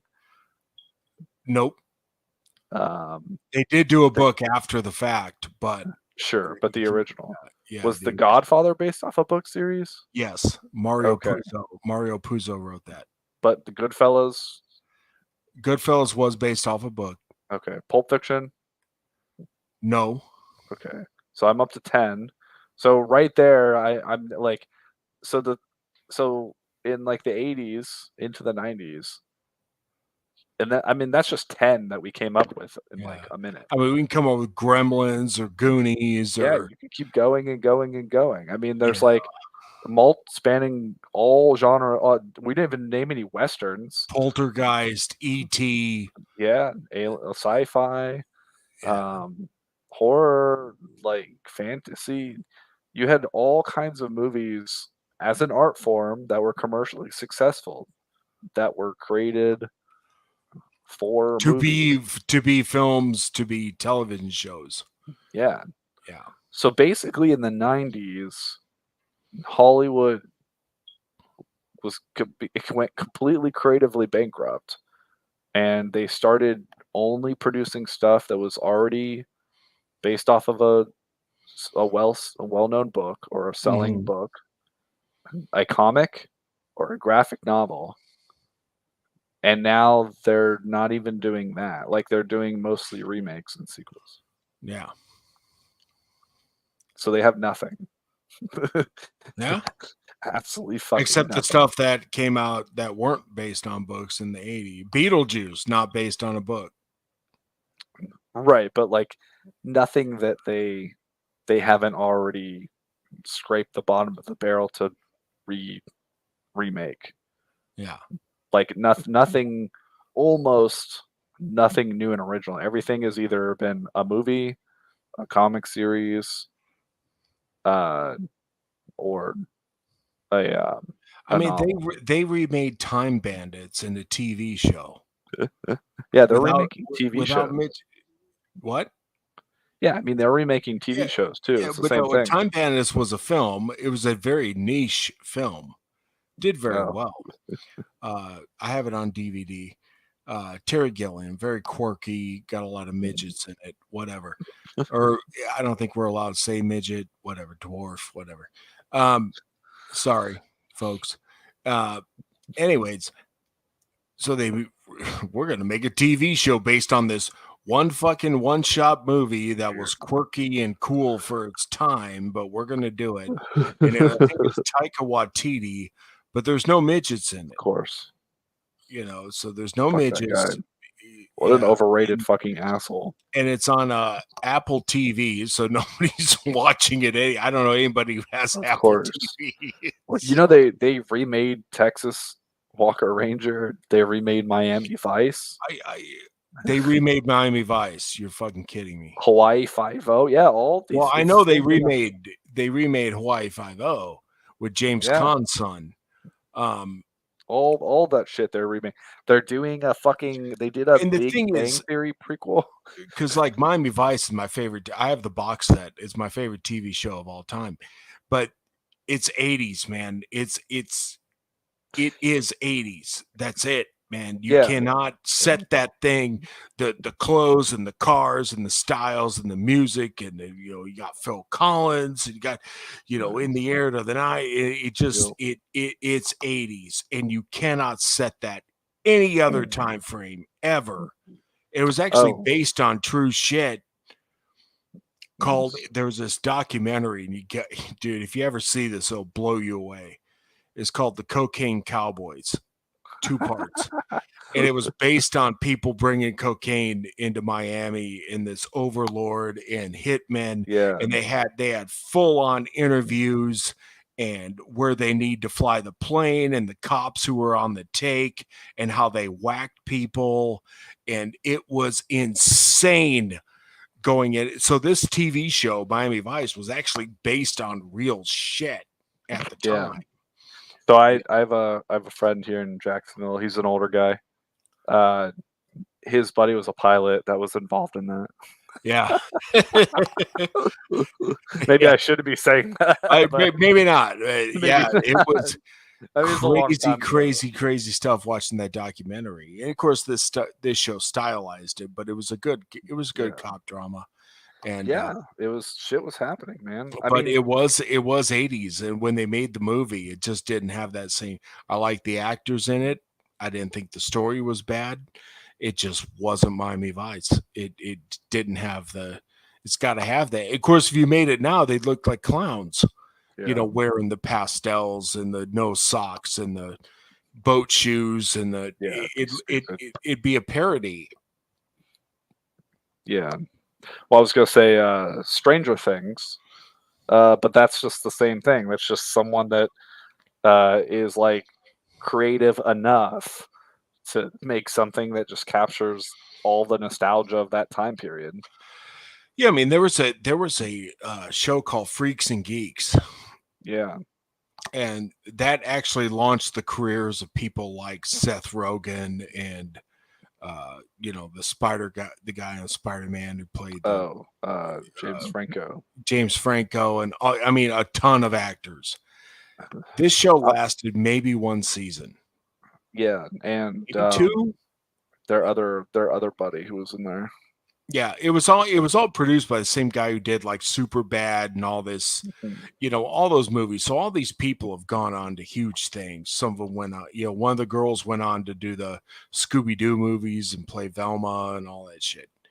So they all went on to great things. This was a launching pad, and this show Freaks and Geeks was about high school in the 80s. So you had like a kid reading the D&D monster manual and shit like that. And it was hilarious. I mean, me and my girlfriend and roommates and stuff, we would like every night when that show was on, we never missed it. We watched it. We'd laugh. You were that guy. No, you were that, and, but it only lasted it launched all these careers. That's weird. All the careers. It lasted maybe 1 season. And you know what we didn't do? We didn't bitch at boomers for not watching it. We didn't claim racism. We didn't claim the show just didn't generate interest. It was on network and it didn't get ratings, and that was it. It was canceled. We loved it, but that's the end of it. Okay, that's life. But with this acolyte shit, it's like, oh, you YouTubers are the ones. It's like, no, nobody watched your show. Yeah, nobody watched it. Firefly was that for me. Back in the day, Serenity, damn good show. damn good show. At least they gave us Serenity, you know, Yeah. that movie, and that was a good movie. Yeah, that was interesting. It's like for a show they got that was probably willed into existence by the fans, just just because you know, or I guess because Joss Whedon produced. He used his own money to produce that. Oh, is that what it was? Well, that's good. Yeah, Good because for him. Firefly, it suffered from a number of things. It wasn't the actual show. They moved it around, and then they moved it. I think it even changed networks or something. But they moved it time slots, and it's going to be on Friday night. Now it's on Tuesday night. Now it's, and when you do that with a Yeah, back show, then, it yeah. just kills it. Yeah, for sure. Well, so it didn't die because it was a bad show. It died because it was mismanaged by the executives. Yeah. Well, damn. That could have been that. Like, man, if only that had come out like 8 years later when Sci-Fi became a show, a channel. Yeah. That network, or however long after that was. I don't know. My time frame's all fucked up now. But yeah. But yeah, it's interesting. But yeah, it's just kind of weird now that you know nothing is really new or interesting or original. I'm starting to believe all the people who are like talk about Revelations where they're like it's the end of history, and I'm like, oh shit, are we living in so. that equivalent time where it's like, I mean, not really, because obviously time moves forward and events are happening, but if you only pay attention to pop culture and mainstream entertainment, it's like, yeah, that's pretty much what's happening. Yeah. I mean, everyone that's creating something is creating it on a smaller level, and everything else is just people trying to rewrite history. And yeah, and then like the acolyte bitch and complain. Man, the internet has done a number on select groups of individuals. It has. It's actually deranged minds, I think. So yeah, you know, what are you going to do? But just to let people know, yeah, shows get canceled all the time. Well, just like shows voting, you like, you know. Yeah, just like voting rights, it should only be limited to 20% of the population. That's the answer to all most tools. Yeah, I think like, so. You know, like you can give a gun to a fucking chimpanzee and he can shoot up a zoo. Yep. Right? Like you give social media to women and it drives them fucking insane. You give, you know, internet to a bunch of like dipshit, self-important producers and actors and influencers or people who don't have a father or never got enough attention at home, and it turns them into fucking sociopaths. Yep. So well, and they can make money off it too. So, yeah, that's when you monetize. That's the problem. You know, that's a career choice now. I'm going to be an influencer. Yeah. So it's sad. Yeah, and I love how people are like, "Oh, it's China brainwash." It's always someone else's problem. It's always someone else to blame. But people will be like, "Oh, look at the TikTok algorithms and what they promote." It sounds just like conservatives back in the day, where it's like, "Oh, the rock and roll music is blah blah blah. TV, the internet's the next new thing." Like if you look at the TikToks in China, it's just educational, like actual education, and like teaching kids how to do real life skills and prepare for military like YouTube used to be educational and it's turned into this, so you know, kind of, but then you also had I don't know about that. You also had, well, yeah, it was hyper polarized. It was like, more so informative, I guess. Yeah. Well, but then you also had like you know, Chris Chan and people like that. Yeah. And fucking Tourette's guy, you know. Remember that guy? Yeah. So. Well, I don't know. Let's just try to make our own stuff and just hope for the best and push forward. That's the silver lining, right? Is we're in an era where the message is, we'll end with a positive message. Like now is the best time to go out and create your own stuff because that's the stuff Hollywood will be beating down the door in the next 10 years to rip off. Yeah, I mean the door's wide open for anybody who can open up a Word document or a Google Docs and just start writing. And I would say start with a character that means something to you and then build a world around them. Kind of like an onion, build it around them. And if you can get people involved in that character, then you have a potential hit on your hands. If you start with world building top down and go into the character, there's going to be problems. Right.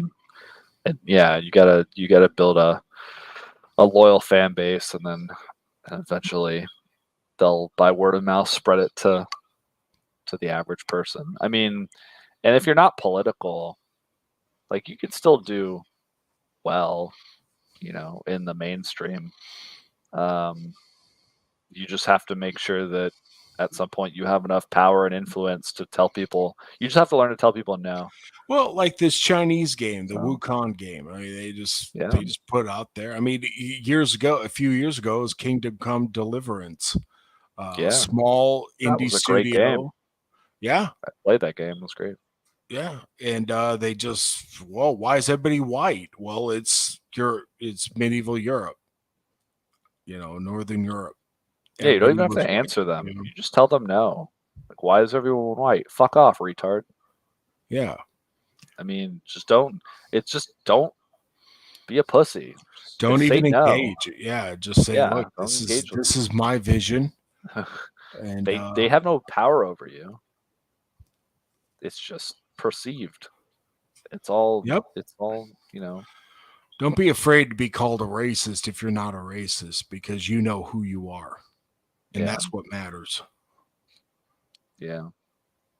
So, all right, cool. Well, that was good. All right. Well, we should wrap it up then. Yep. It's 1:00 my time, so I have to get to bed. All right, folks. We can find me on Morb357 at X or Twitter. And you can also check out The Mercenary Guild at themercenaryguild.com on Shattermare Comics. Sign up for the email newsletter. Doesn't cost you anything. And when we release book 1, you will receive an exclusive Nicole Sorceress trading card drawn by Luke Aglietta. The man, the myth, the legend. And we're going to be raffling off an original art piece. So sign up for the newsletter and enter for a chance to win that as well. Cool. Yeah. Maybe we can do that at the same time we do the crowdfunding. Yeah, that'd be towards good the end of the year for Christmases. Cool. All right, everybody. Thanks for tuning in. Thanks, William. Thanks, Kyle, even though he left earlier. Yep. Thank you for having me. Yeah, no worries, man. We'll see you guys next time. Same place. Unless we skip a week, then we'll see you then. So, all right. Good night, everybody.